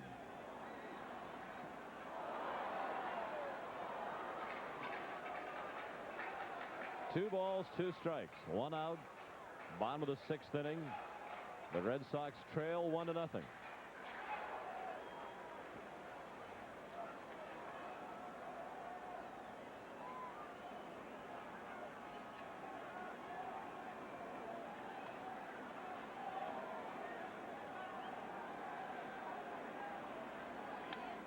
Another foul ball and a high fastball. Final game of this series is tomorrow night at 7:30. Nesson will have the game for you. Tim Wakefield will make the important start, and he'll be opposed by Mike Jerzembeck. He'll be making just his 2nd Major League appearance and his 1st Major League start. So you'd think that would be working in the Red Sox favor, but the way things are going, you never know. And sometimes those guys who come up from the minors that you heard little or nothing about can be troublesome. Yeah, I think players overall would rather face pitchers that they have faced in the past and know what they're doing. You see a rookie pitcher out there. Generally, it takes one time through that lineup before you really have a pretty good read on him. Torrey just moving all his pitches back, very similar to what the Red Sox have done a number of times this season. O'Neill golf one down to first. Vaughn waves Martinez away. Well, for a while, the Yankees, even though they were in cruise control in the American League East, were playing with an eye toward the all-time record for wins in a season. But as they've stumbled lately, that record really is not the goal now. It's highly unlikely, and Joe Torre admits that they're in a playoff preparation mode right now. Yeah, matter of fact, looks like he may have just told Strawberry that we're going to have somebody hit for you next time, or hit, and then someone's going to go in defensively.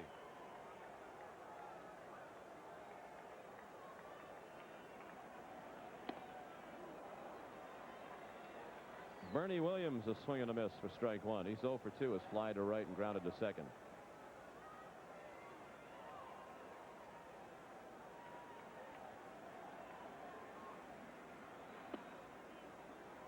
Yankees at the moment 59 games above 500. Their season high is 62 games over the 500 mark, a level which they have achieved 6 times prior to this year. In the Yankees, the last team in the majors to be 62 games over 500, the 1954 Cleveland Indians, a team that finished 68 games over at 111 wins and 43 losses.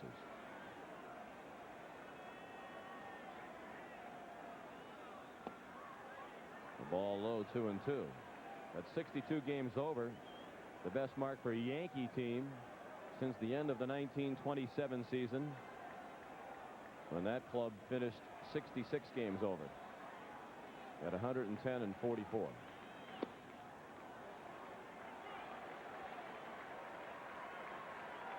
And of course, the record that they had in mind for a while, the Cubs 1906 team, which won 116 games but lost in the World Series to the White Sox. The Indians won 111 and 54. They lost in 4 straight to the New York Giants. The 1909 Pirates did win the World Series, beating the Tigers, and the 27 Yankees won the World Series in 4 straight over the Pirates. Well, there's no guarantee of postseason success with a huge regular season win total. Base hit for Williams.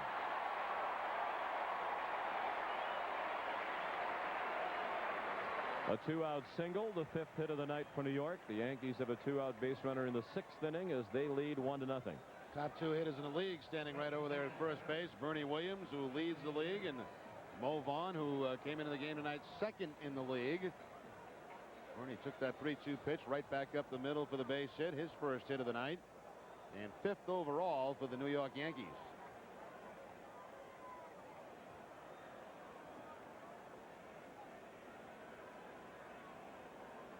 Chili Davis at the plate. Quick throw to first.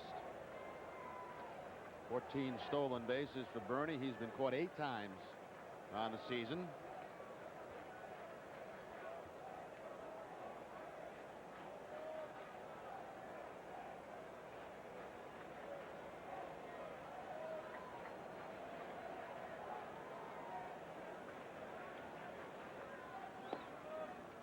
Ball low and away.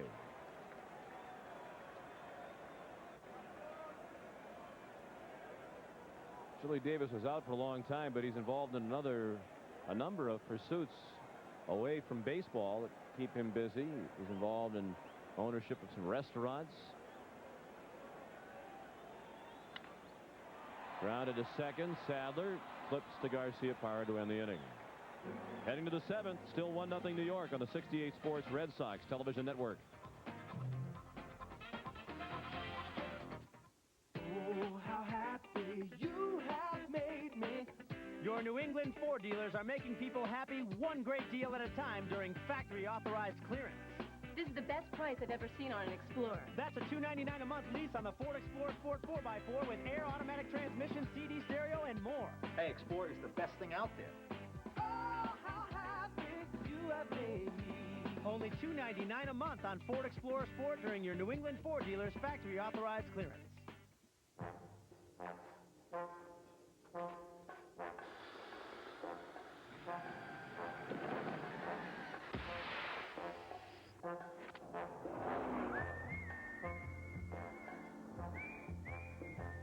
Zero pressure Michelin. So revolutionary it won't go flat, even with the puncture the size of a golf ball, letting you drive up to 50 miles at 55 miles per hour. Just what you'd expect from Michelin.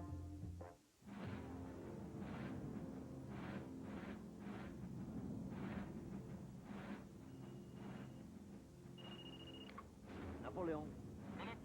We cannot wait for Waterloo to dry. We must attack now. Cellular Ones led the way in wireless phone service from the start. And while we got it to you as quickly as possible, just think if we'd gotten it to you sooner.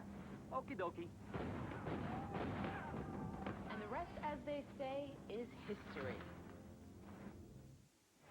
Tonight's pitching summary is brought to you by Wendy's. Try fresh stuffed pitas, and tremendous pitching matchup tonight from the stadium. Pedro Martinez in the 6th innings, the 1 earned run. That on the Soho sacrifice fly. No walks and 6 strikeouts. And El Duque, Orlando Hernandez, also no walks in this ball game with 5 strikeouts. Only allowed the 3 hits. 80 pitches on the night for El Duque.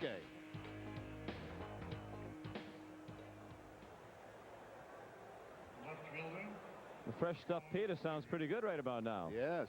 We had a long day today. Drove down from Boston.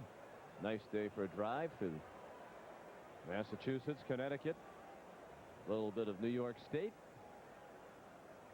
Chad Curtis into the ball game to replace Darryl Strawberry.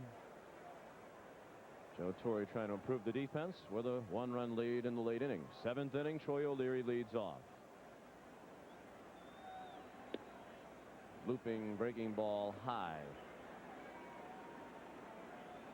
O'Leary is flied to center and grounded to second. Mike Stanley on deck. Then Trot Nixon due up. The ball low, 2-0.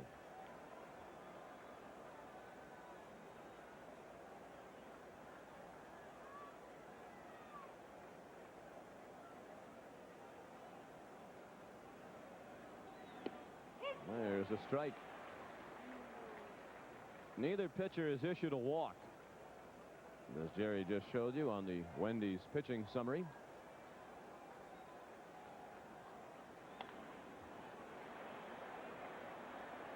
Well, Leary had the count in his favor, but was fooled by the 2-1 pitch, and it a weak pop up into shallow left, and Jeter caught it. Well, again, that's that changeup, the 3rd best pitch for Hernandez, but it's been much better tonight in this ball game. He's got a lot of lefties to make out on that pitch. Watch O'Leary reach down and away for this and just pop it up to Jeter at shortstop. Way out in his front foot, nothing left, and hard to generate any power that way.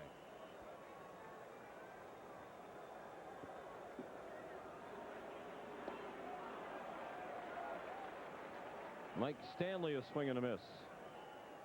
He's had a difficult time with the delivery of Hernandez tonight. He is struck out and grounded out. I would think that would get tiring for El Duque. They have to go through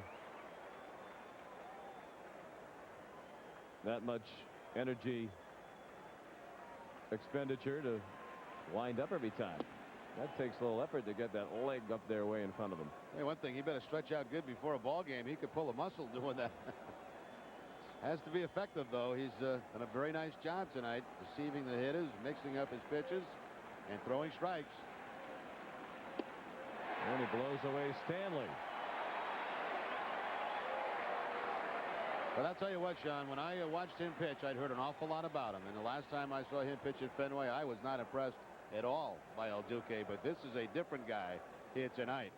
There's that fastball outside part of the plate. Keep it away from the right-handed hitter. That big high leg kick, kind of a sidearm delivery. That hurt my hip just watching the replay. Red Sox running out of time to do damage to Hernandez. 2 outs in the 7th, and Trot Nixon takes a strike. Nixon has bounced back to the mound and struck out.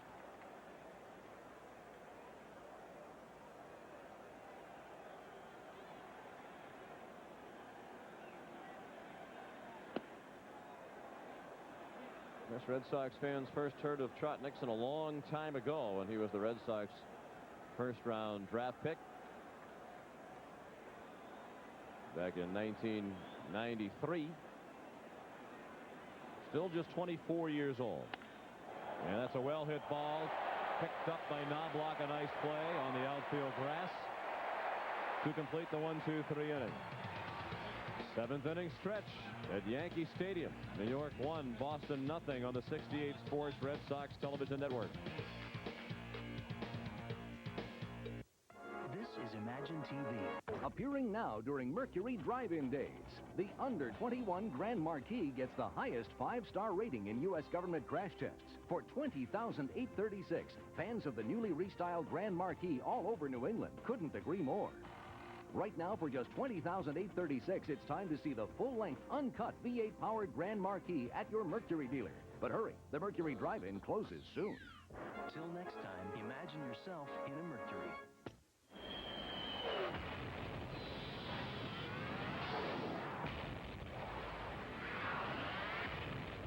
Break through to the new world of Mach 3 from Gillette. The first triple blade shaving system. 3 blades specially positioned to shave progressively closer. You take 1 stroke, it takes 3. So you don't have to shave the same area over and over, which means less irritation.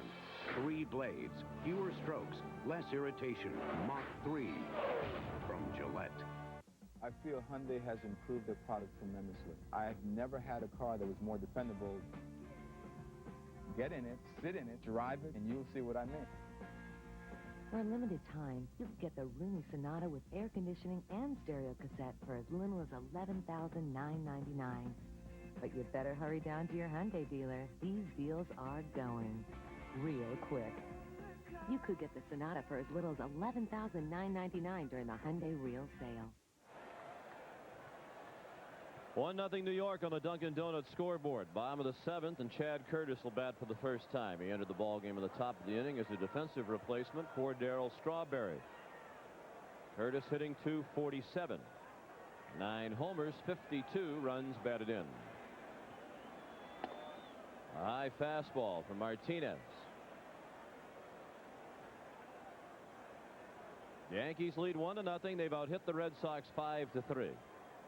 Orlando Hernandez has been just a little bit better than Pedro Martinez. He joined us late. The only run in this game in the Yankee 5th inning. Darryl Strawberry started the inning with a single to right. Jorge Posada single to right, sending Strawberry to third. Then after Martinez fan Scott Brocious, Luis Sojo hit a sacrifice fly to right, bringing in Strawberry with the only run of the game. The Red Sox have not had many great opportunities to score. Looked like a promising night back on the top of the first when the first 2 Red Sox reached. Mo Vaughn struck out, and Omar Garcia Parra grounded into a double play. The Red Sox got men in scoring position in the 3rd and 4th innings, and a 2-out triple from Mo Vaughn in the 6th. But once again tonight, they haven't been able to come up with the timely RBI hit.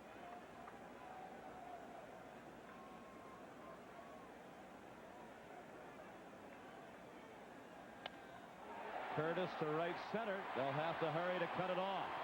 Bragg does. Then he falls down, and Curtis is into second.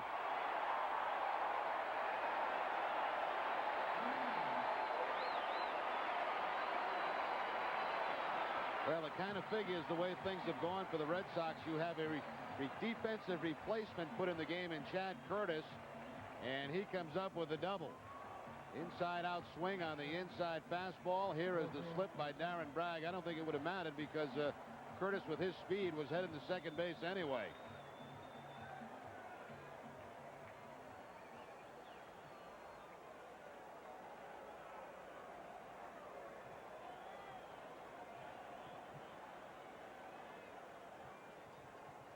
Curtis at second. We'll see how the Yankees play it with Posada. Valentin's in on the grass. Vaughn, couple steps back of the bag at first. Posada grounded to short in the second. Single to right as a part of their run-scoring inning in the fifth.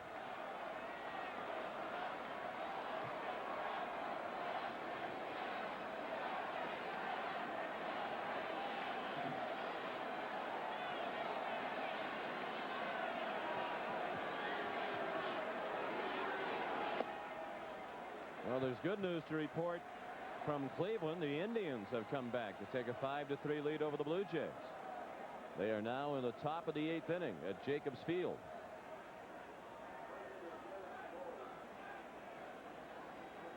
Action in the Red Sox bullpen for the first time tonight. Derek Lowe is warming up. Martinez with the 1-0. Big swing and a miss by Posada. He'll be followed by Brocious. There's Lowe in the Boston bullpen. Right here, Posada trying to find something that he can pull to advance Curtis to third base in this one-run ball game. Awful tough to pull that last fastball tailing up and away from him. Texas and Baltimore still scoreless. They're now in the 8th inning at Oriole Park. Posada sends it out of play to the left.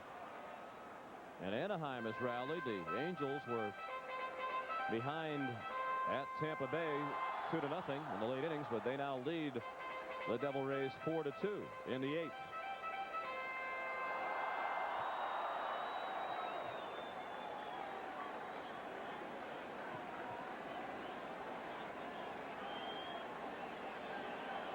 Obviously, with the way the Red Sox offense is going, another run here by the Yankees would be huge.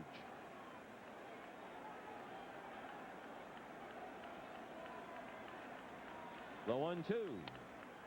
Fouled out of play to the left.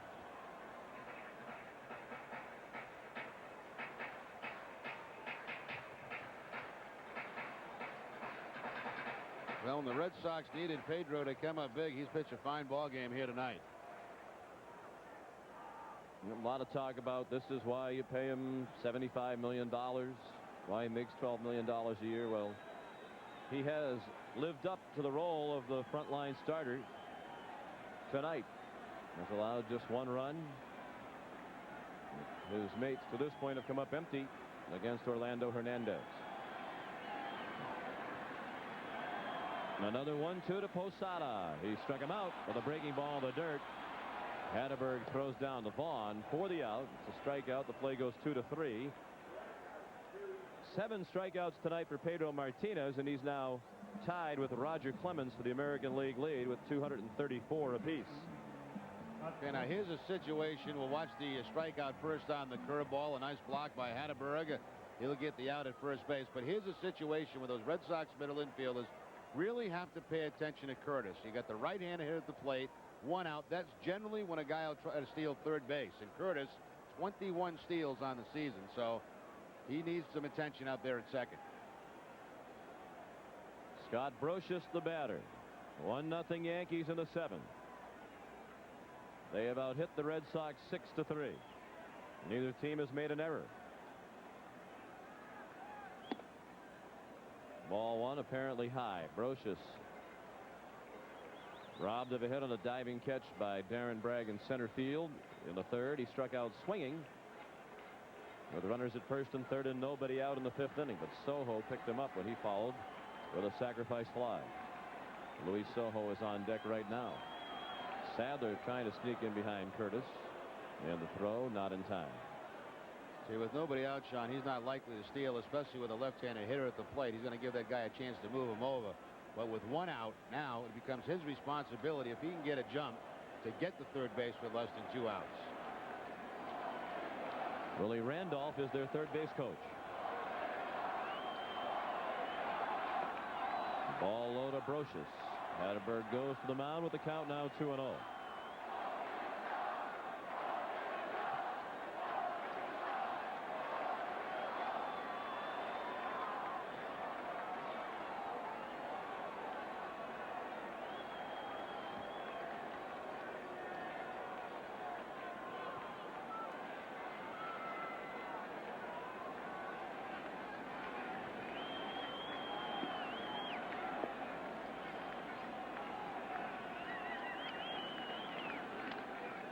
chopper foul.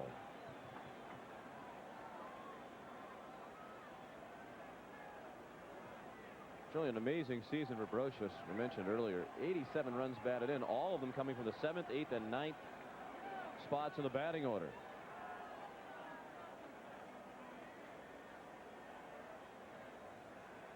He was named to the All-Star team as a reserve by the American League manager Mike Hargrove.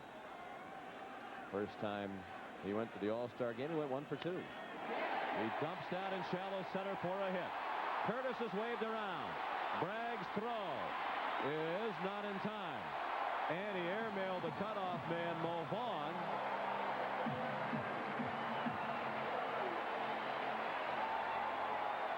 So Brocious is at second. And that could be a big play. Hard to tell from our angle if Mo had a chance to cut that, but it looked like a ball that should have been cut if possible, because it didn't appear to have much of a chance, really any chance, of getting the runner. The small things you do turn into wins, and in that case, Chad Curtis, who was at second base, knew exactly where Bragg was playing. He knew there was no chance when that ball was hit that anybody was going to catch it, so he didn't even have to hesitate. He was at full speed at contact, and that's why he'll score the run. Now, here's the throw. It's going to be up over the head of Mo Vaughn. He really did not have a chance to cut that ball off, and another man gets in a scoring position.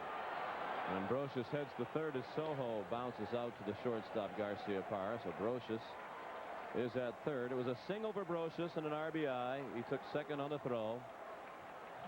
And when things aren't going well,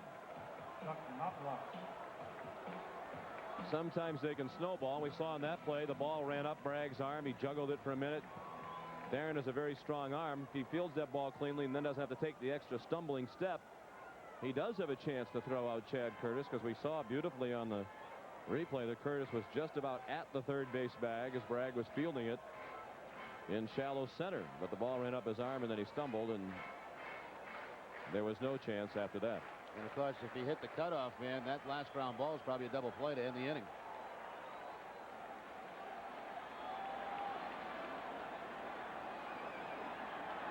Now Chuck Knobloch sends it out of play to the right.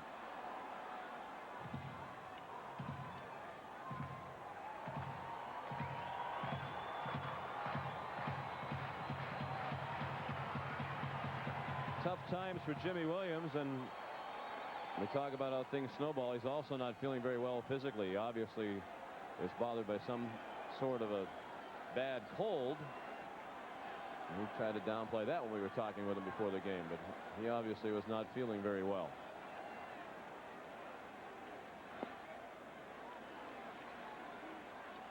One ball, one strike. He had a question in his office today from, I guess, a New York writer, and he talked about Nomar being compared to Joe DiMaggio, and Jimmy's answer was, well, you'll have to ask Joe DiMaggio or somebody else, because I didn't see DiMaggio play. Well, Ted Williams was the one who made the comparison. That's right. And the writer mentioned that, and Jimmy said, well, you should go ask Ted Williams, because he's the one who made that point. Chuck Knobloch takes a strike. Jimmy was also asked about reading the newspapers. He doesn't read the papers, says he doesn't listen to the talk show. He said, well, have you heard any comments from fans as you go around town? But they expressing their anxiety. He said, no, I have tinted windows in my car. And I put the radio up real loud just in case.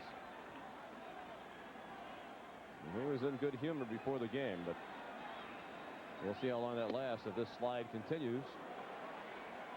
On that subject of talk shows, of course, Don Zimmer always listened to the talk shows back in Boston. So Jimmy said, well, maybe I'll give him a call over there and see what they're saying.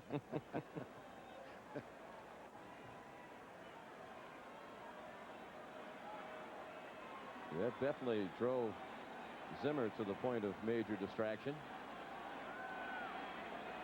Now the 2-2. Swing and a miss, but it gets away from Hatterberg. And it's 3-0.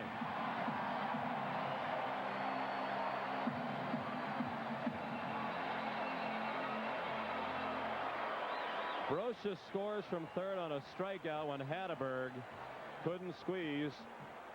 Strike 3.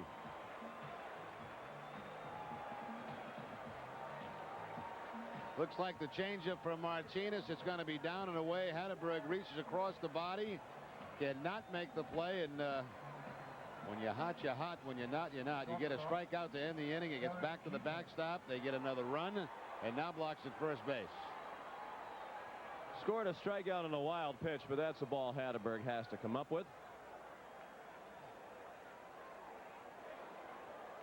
When you're cruising along for most of the year, the balls boxed around by the catchers don't seem like they're that big a deal. But late in the season now, when every miscue is costly, the fact that the Red Sox catchers mishandle more than their fair share relative to other Major League catchers really is pronounced now.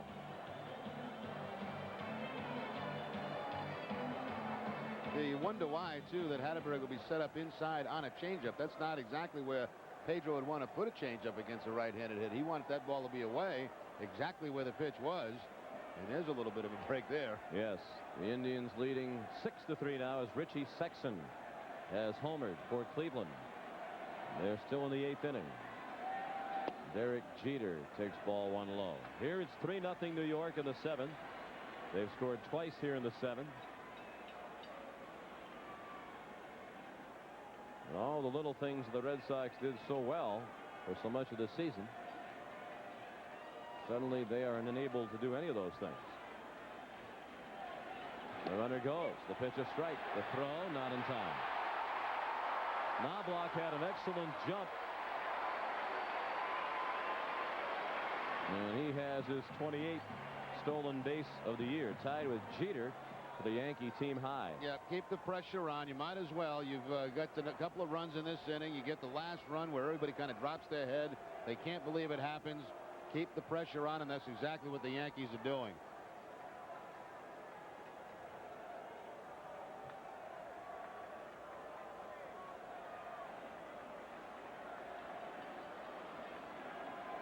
Now Knobloch is in scoring position with 2 outs. The 1-1 to Jeter. Bounced down the line, foul. Jeter 0 for 3 tonight against Martinez.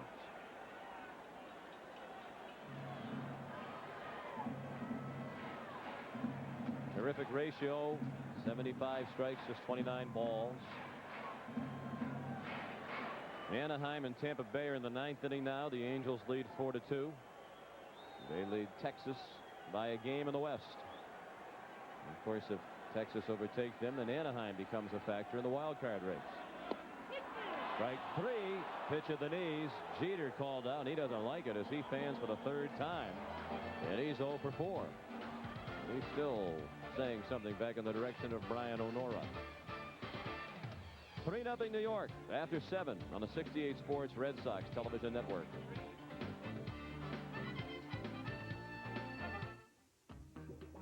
Mud holes, dirt roads. Most people wouldn't think of driving through stuff like that. But then that's the beauty of Subaru all-wheel drive. It automatically transfers power from the wheels that slip to the wheels that grip, which means it does the thinking for you.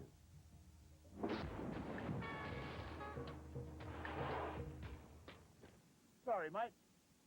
Guess I wasn't thinking.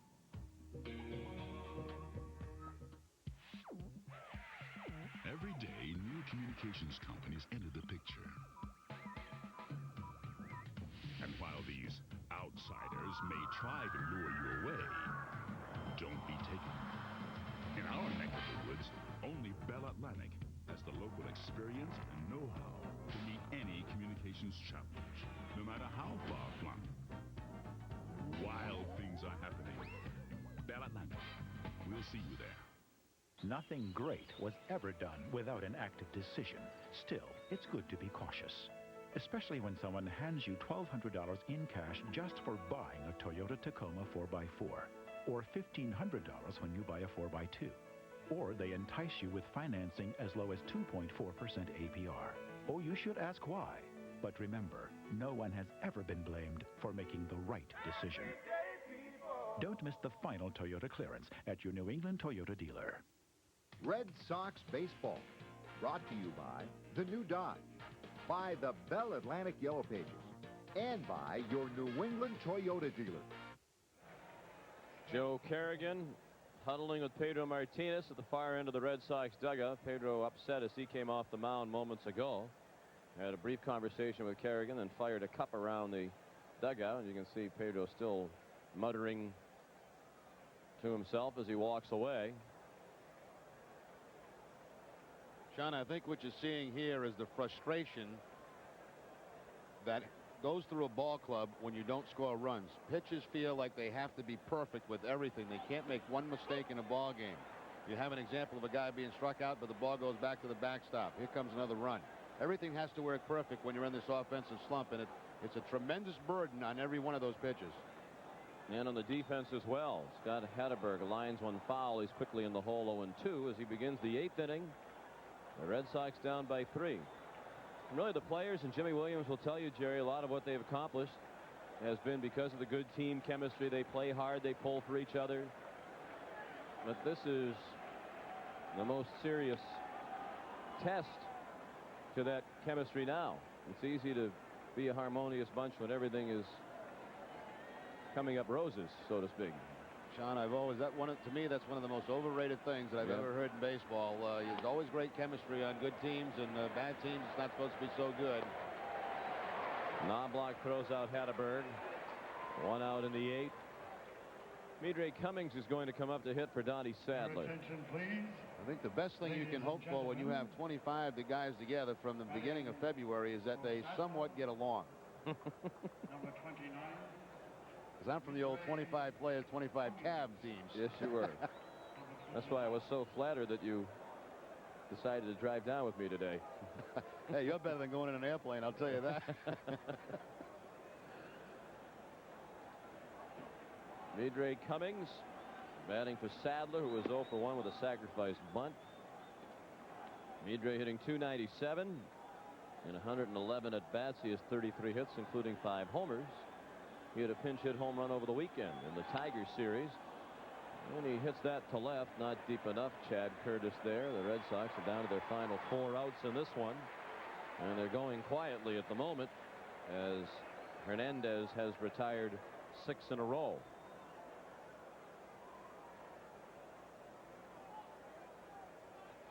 He's also retired 13 of the last 14 Red Sox hitters. The Red Sox have just 3 hits. Darren Bragg singled to lead off the ball game into right field. Omar Garcia-Parra with a bloop hit over the head of the first baseman Soho in the 4th. And Mo Vaughn with a triple on a ball that was misplayed by Darryl Strawberry. Easily could have been caught. It also could have been scored an error. And that's it.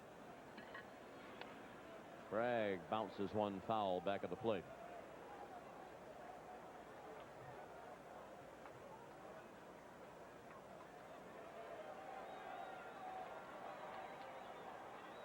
Derek Lowe throws again in the Red Sox bullpen.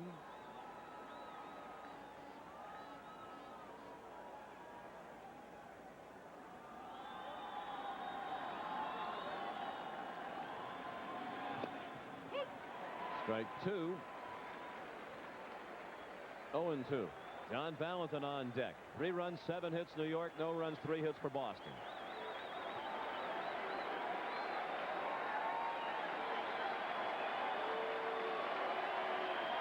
Hernandez has completed 2 of his previous 18 starts. He has not thrown a shutout as a major leaguer. He's 4 outs away from 1 tonight. Make it 3 as Bragg strikes out. And Posada tagged him out to end the inning.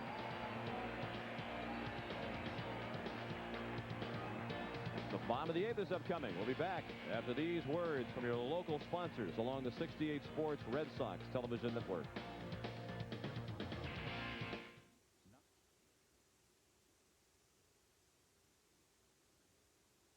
For over 50 years, the folks at Worcester Brothers have been providing customers in the greater Lincoln area with a variety of services, from automatic delivery of heating fuels, plumbing and heating equipment, sales and service, to complete automotive repair. And now a mini mart featuring Green Mountain coffee, snacks, and other beverages. Worcester Brothers is your Northern Penobscot County authorized dealer for the popular Monitor vented heating systems and the Monitor on-demand water heaters. For convenience and friendly service, it's Worcester Brothers at 136 Main Street in Lincoln. Phone 794-6544 for more information. When you're in need of auto glass replacement, see the professional installers at Rice Glass. Rice Glass offers affordable service and will pay $100 or more towards your insurance deductible. With the largest inventory north of Portland, Rice Glass replaces all types of auto glass and offers free pickup and delivery and fast, friendly service. When you're in need of auto glass replacement, see the professional installers at Rice Glass, 563 Audlin Road, Bangor. See our ad in the Bell Atlantic Yellow Pages.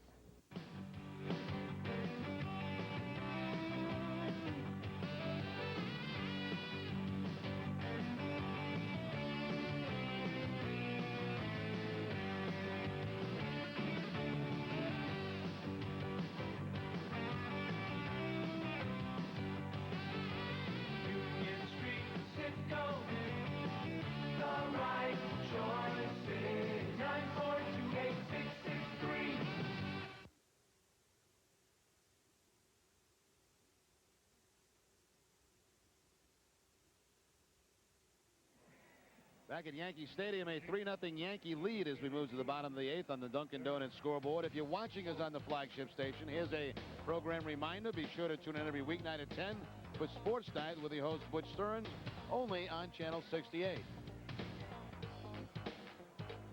Changes for the Red Sox. Lou Merlone returns to action as the second baseman after Cummings hit for Donnie Sadler. It's Merlone's first game since June 28th in Miami against the Florida Marlins. And perhaps this is the reason Pedro Martinez was upset after Joe Kerrigan spoke with him in the dugout at the end of the last inning. Derek Lowe takes over for Pedro. Lowe making his 57th appearance of the season. He last worked against the Tigers a couple of days ago, retiring all 4 batters he faced in that ball game. His first pitch, a strike to Paul O'Neill. 3-0 New York. Martinez went 7 innings, allowed 3 runs on 7 hits. He did not allow a walk. He struck out 9. He threw a wild pitch on that ball that got past Hatterberg on strike 3 that led to a run being scored. O'Neill pulls one a mile foul up into the upper deck. Big crowd tonight, 42,735. One interesting aspect of the Yankees' attendance this season, of course, George Steinbrenner has been trying to move out of the Bronx, get a new stadium built, maybe in Manhattan. There's been talk about New Jersey. He did tell the folks here in the Bronx, if we draw 3 million in the Bronx and we prove we can do that, then maybe we'll talk more seriously about doing something here. Well, now they do have a chance to draw 3 million, and many in this area thought George Steinbrenner thought there was no way they'd draw 3 million at Yankee Stadium. That's why he made the comment. So if they do reach 3 million, we'll see how George responds. You know, I was a little surprised by the size of the crowd here tonight, too, because you've got a team, obviously, the Yankees are already in postseason play. The Red Sox are well behind them. And we've seen many crowds when one team's not in it. You know, very small here at the stadium. Close pitch called a ball. 2-2. They're now in the top of the 9th. The Indians still lead Toronto 6-3. So that score stands, and if this one stands, the Red Sox lead would still be 3, and another game would be off the schedule. The Orioles also lead the Rangers tonight now 1-0. Baltimore scored a run in the 8th inning. Texas started the night 4.5 back. Believe it or not, here come the Orioles again. Yeah, what are they, 7.5? 7.5 out. So if that score stands and this one stands, they're 6.5 out. Of course, they have 6 games left against the Red Sox. The problem for Baltimore is that they also have the 2 other teams in between. And this late in the season, that's too much of an obstacle to overcome, you would think. But we were also saying that about the Toronto Blue Jays not long ago,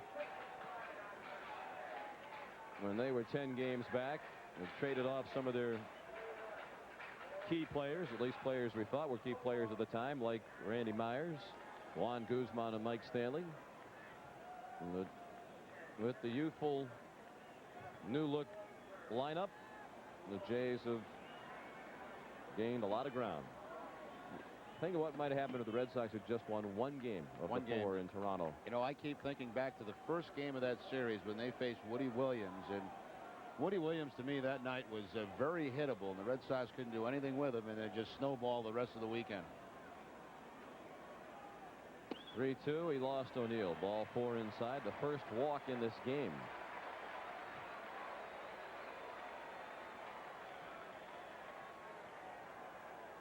Interesting that Pedro did get the hook.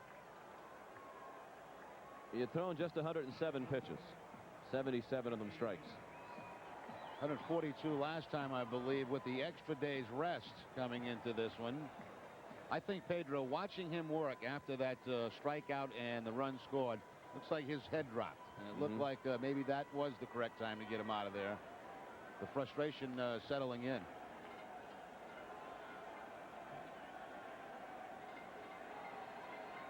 And it's hard to blame him for that.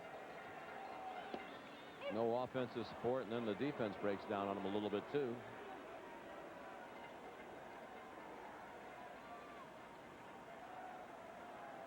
Bernie Williams, the battery, single to center last time up, 1 for 3. His league leading average, 338. 3-0 New York, the lead man on in the 8th inning.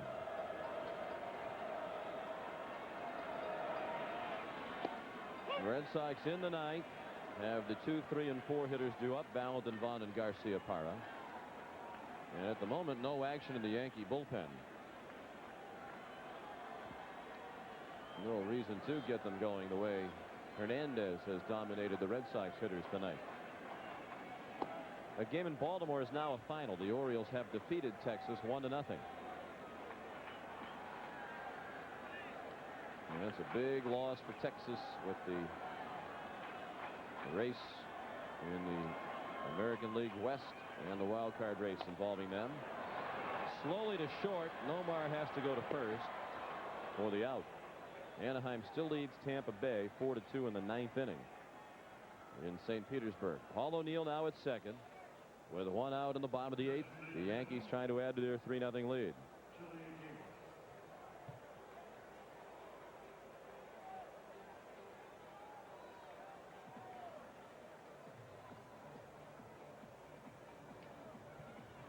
Chili Davis, the hitter, 0 for 3 tonight. He fly to left, fly to center, and grounded out.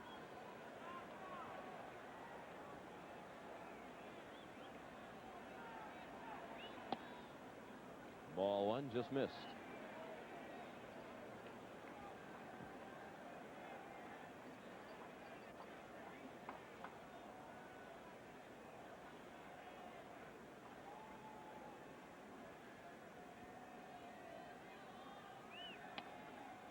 Fouled off to the left. Looks like we are now starting to get some throwing down in that bullpen for New York. It looks like it might be Mariano Rivera loosening up. I don't believe he's pitched in a game since that series at Fenway Park. I don't think he was used at all over the weekend against the Blue Jays.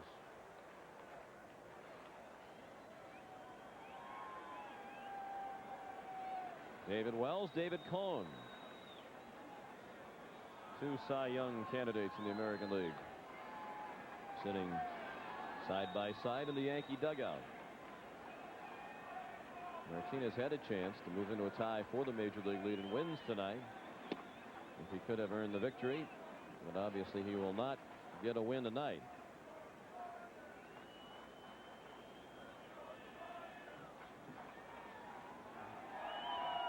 David Cohn tied with Rick Helling of Texas for the Major League lead and wins with 19 apiece. Davis hits it right to Lou Merlone. And he throws him out.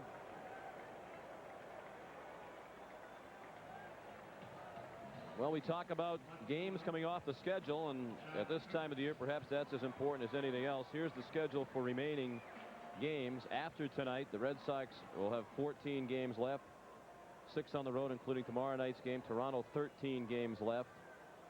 They have 2 more against Cleveland, 5 against Detroit, 3 with Tampa Bay, and 3 with Baltimore. Texas, 13 left, 5 of those against Anaheim. And it's likely that the race in the West will come down to those 5 games. Texas with 2 more with Baltimore, 3 with Oakland, 4 with Seattle. Anaheim is the 5 with Texas, 2 with Tampa Bay, 3 with Seattle, 4 with Oakland.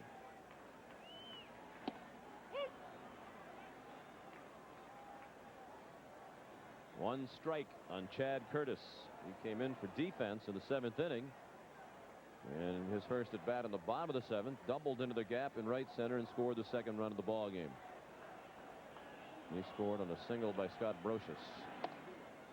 Low missed inside. 1 ball, 1 strike, 2 outs, a man at third in the 8th. The Yankees lead 3-0.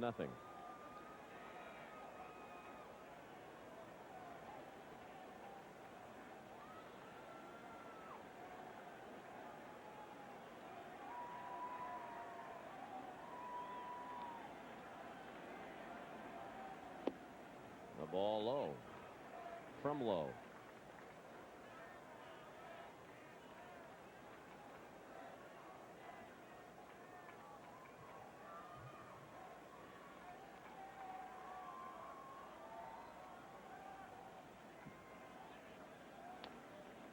And a chopper foul. Let's pause for station identification.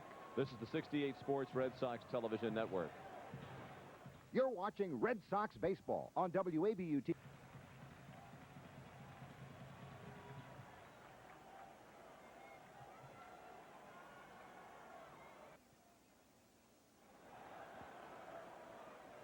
Three 0 New York in game 1 of a 2-game series. Sean McDonough and Jerry Remy at Yankee Stadium in the Bronx. Tonight's game produced and directed by Tom Tedisco, our graphics producer David Porras, Christine Charbonneau assisting us here in the booth.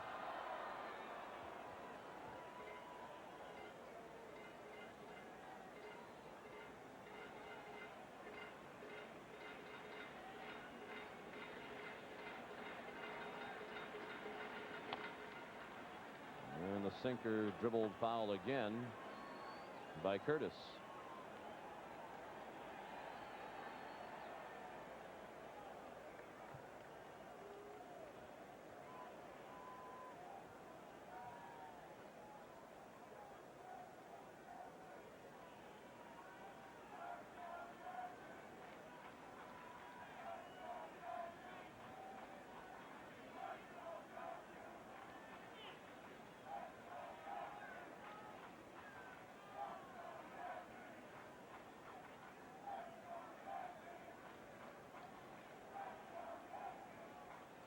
Derek Lowe's 2-2.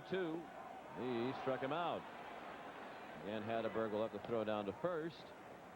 And the strikeout ends the inning, as the Yankees leave a man at third. Last chance for the Red Sox. John Valentin will get them started. Mo Vaughn and Nomar Garciaparra also due up. 3-0 New York on the 68 Sports Red Sox Television Network.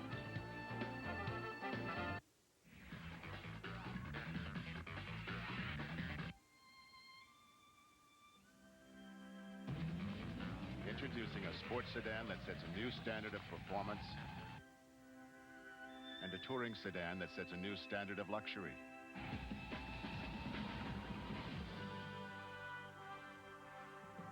Here they are. Introducing the new TL with the satellite-linked navigation system from Acura. Governor Sallucci has made public safety job 1. I think he's taking steps in the right direction with education reform. His tax cuts on an annual basis are even more than we got through. He's a good, honest family man. Paul Sallucci is a true fiscal conservative. I'm for Paul Sallucci. Joe Malone doesn't have the experience to be governor. Joe Malone has nothing nice to say about himself, so he takes a negative attitude. I haven't heard from him on any issue. Governor Sallucci and Jane Swift are ready to lead Massachusetts. I look forward to 4 more years of Governor Sallucci. Paul Sallucci and Jane Swift. Your New England Ford dealer's factory authorized clearance will make you happy with this great deal. Lease a fully loaded F-150 for just $317 a month. Hey, if you're going to get a truck, you might as well get the best, right? That's a 4x4 Super Cab with a Triton V8 loaded with automatic transmission, air conditioning, power windows and locks, cruise control, and much more. It's tough, powerful. It's got more standard power than any truck out there. Just $317 a month. Hurry to your New England Ford dealer's factory authorized clearance. Red Sox baseball, brought to you by the new Dodge. See the friendly Dodge dealer near you. And by Wendy's. Try one of Wendy's fresh stuffed peanuts. The Red Sox down 3-0 as we go to the 9th. Regardless of the outcome of this game, the Red Sox will not see their lead shrink in the wild card race. As in Cleveland tonight, the Red Sox got help from the Indians. They have defeated the Toronto Blue Jays by a score of 6-3, just the 3rd loss for Toronto in their last 17 games. So the lead will be at the very least 3 games tomorrow, and another game comes off the schedule. Baltimore beat Texas 1-0, so Texas will remain 4.5 behind the Red Sox if this score remains this way. And Anaheim has defeated Tampa Bay tonight, so the Angels lead goes back to 2 in the West over Texas. John Valentin takes ball 1. It just missed the breaking ball from Orlando Hernandez. Valentin, Vaughn, Garcia, Parra coming up. Valentin's 0 for 2. 2 fly balls to center. He was hit by a pitch back in the first. He takes a strike. El Duque has retired 7 in a row. And 14 of the last 15 Red Sox hitters. Boston has had 2 base runners since the end of the 3rd inning. From the 4th on, 2 base runners. He has not walked anybody. He has fanned 7. He's ahead in the count here, 1-2. Got that ratio. 31 balls, 72 strikes, and only 103 pitches here in the 9th inning. Bidding for his first major league shutout. Strike 3, says Brian O'Nora.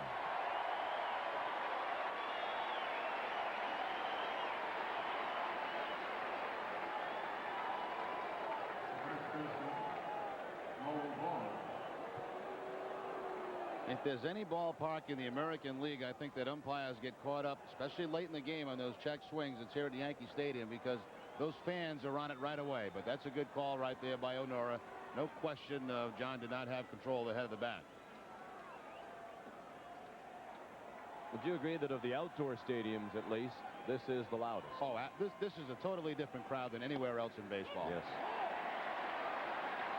No question about it. Of course, playoff situations in Seattle, Minnesota, where they have the roof, the noise can be deafening, but there's nothing like the atmosphere here at Yankee Stadium. Even the Yankees aren't very good. There's always that background roar, the fans always into the ball game. Mo Vaughn now behind in the count, 0-2. Mo had the gift triple in the 6th when Darryl Strawberry couldn't play the ball while backpedaling near the warning track. He has struck out and fly to center tonight as well.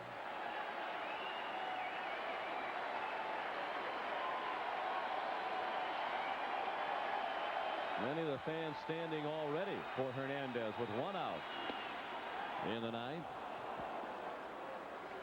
Ball outside, 1-2 on Vaughn. 3-0 Yankees, 9th inning.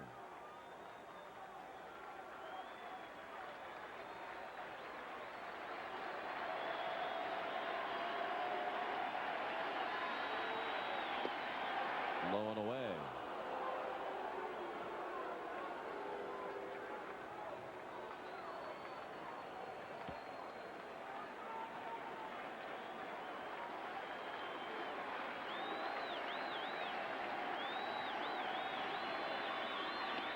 Fastball inside. Well, it'll be interesting to see. We talk about how Joe Torre is already setting up his team for postseason. Be interesting to see how he ranks his starting pitchers right now, because lately Andy Pettitte and Hideki Irabu have had a very tough time of it. Joe's already said that David Wells is being set up to start the first game of the postseason. Vaughn chased the pitch in the dirt. 9 strikeouts for Hernandez. Yeah, that's what we were talking about, Sean, about 2 weeks ago with the Red Sox. Getting the thing clinched, the wild card clinched as early as possible so they can set their rotation up for the first round. As it is right now, it looks like he's going right down to the wire. Well, we have a Derek Jeter admirer who ran on the field to take a picture. Actually, 2 young girls. Yeah. We talked earlier about how he's a fan favorite here, particularly with the young ladies. 2 young ladies ran out onto the field, out to the shortstop position, and it looked like they wanted to give him a flower. Yeah. They got within a couple of feet of him, and the security folks picked them off. First time I've ever seen him take him out through the bullpen area where the monuments are and stuff. Usually they take him up the runway through that third base dugout, and it's not pleasant. It's usually drunk guys who get roughed up a little bit on the way down the tunnel. These 2 were escorted out to the bullpen. Nomar Garcia Parra trying to keep the Red Sox alive. He sends it in the air. Soho over to the tarp, climbs the tarp, can't get it. About 9 rows back. 3-0 Yankees. Red Sox on the verge of their third straight loss. Barring a serious dramatic comeback now, the Red Sox will have lost 5 of 6 and 9 of 11. But the good news tonight, the lead will remain at 3. With 14 to go for the Red Sox, 13 to go for the Blue Jays. Red Sox are actually 4 games ahead of Toronto in the loss column. Garcia Parra to right center. Williams makes the catch on the warning track, and Orlando Hernandez has his first major league shutout.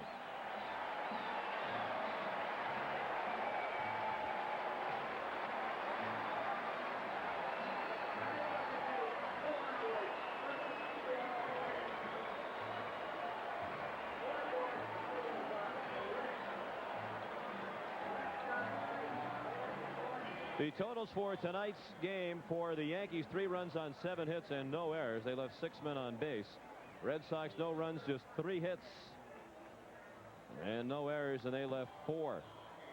Orlando Hernandez, his first major league shutout, his 3rd complete game, as he improves his record to 10-4. And Pedro Martinez, the tough luck loser, now 18-6.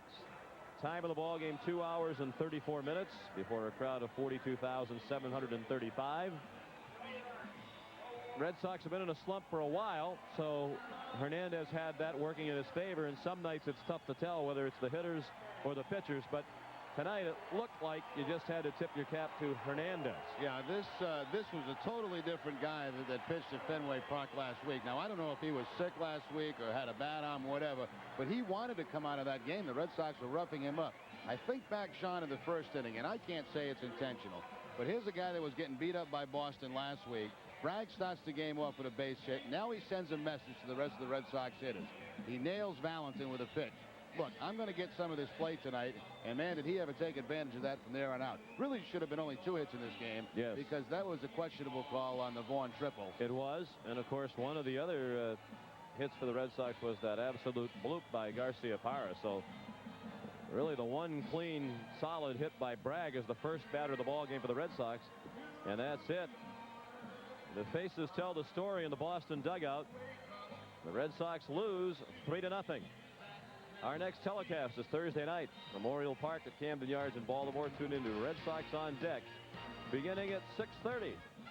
Now for Jerry Remy, Sean McDonough saying so long from Yankee Stadium. This has been a presentation of the 68 Sports Boston Red Sox Television Network. Doug Brown returns with more right after these messages.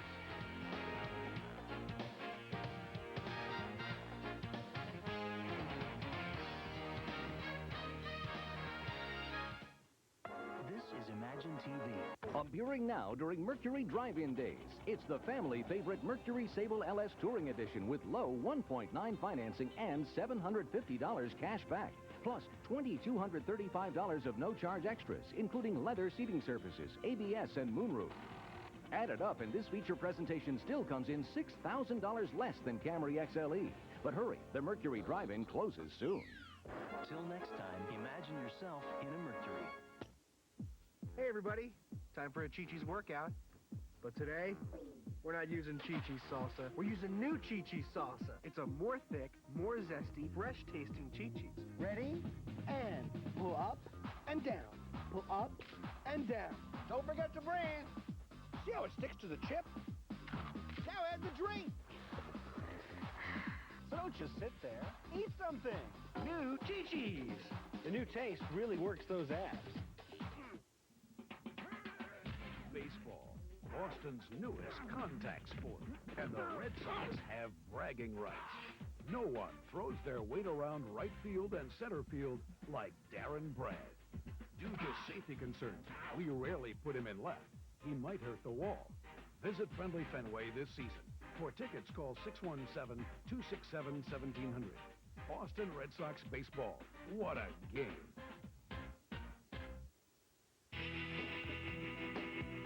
Louisiana in 1803.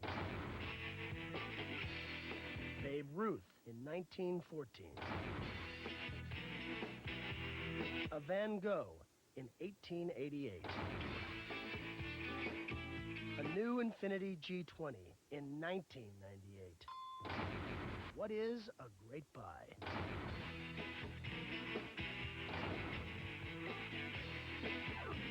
They come.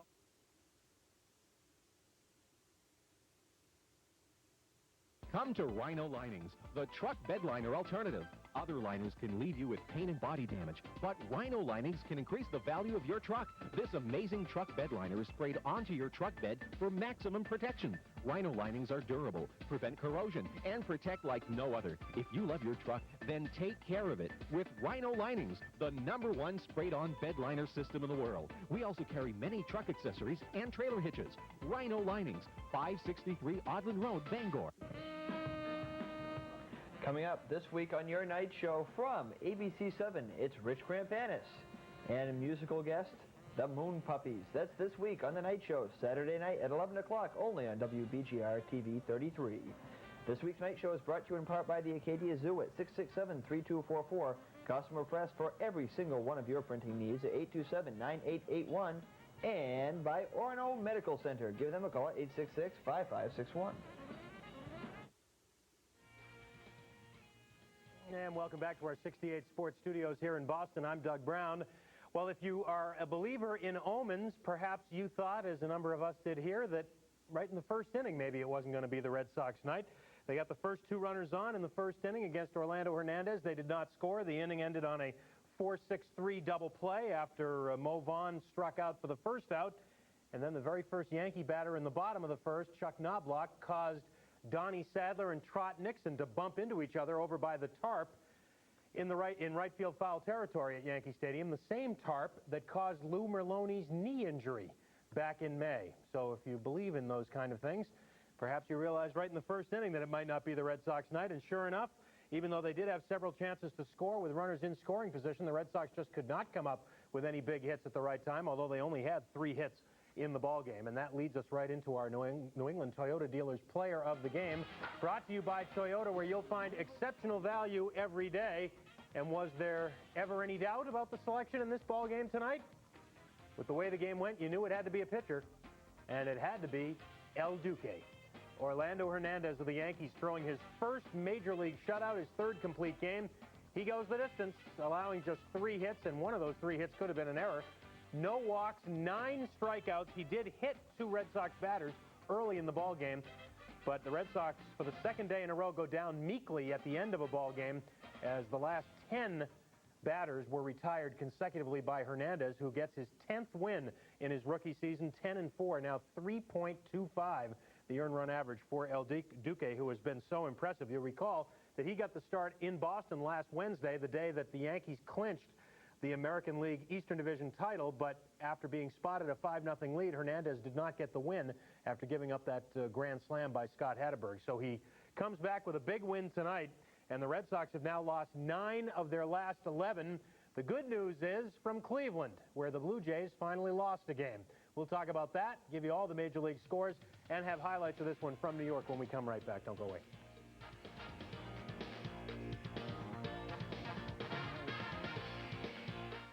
Here's why all these major newspapers endorse Mike Capuano for Congress. As mayor, I took personal responsibility for some of the schools. Today, we have only 19 kids per class. Test scores are up. We're building 6 new schools. Every school is going online. And this year, we start full-day kindergarten. All this without soaking the taxpayers. Hi, Dad. Hi, guys. So when Newt Gingrich tells you that we can't fix our public schools, I'm the guy to give them an education. Mike Capuano, Democrat for Congress. The difference is results.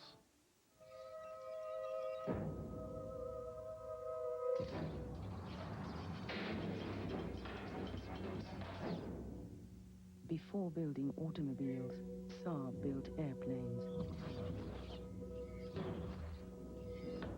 And when you build airplanes,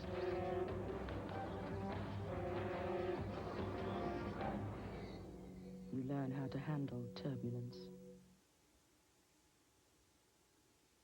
Sir, here's today's cellular offer. The first 20 minutes of the first day part are free with each successive What? Pay part 24 cents a minute, except long distance, which reverts back to... Are you with me so far? No, I'm not. In the event that you'd like to switch... Cellular phone offers are not always clear.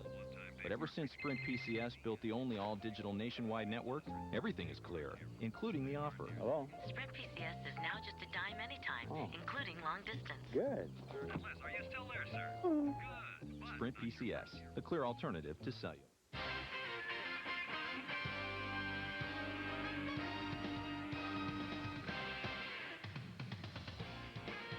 We are back in our Red Sox studio. The Red Sox beginning their last road trip of the regular season. It's a 7-game tour through 3 different cities.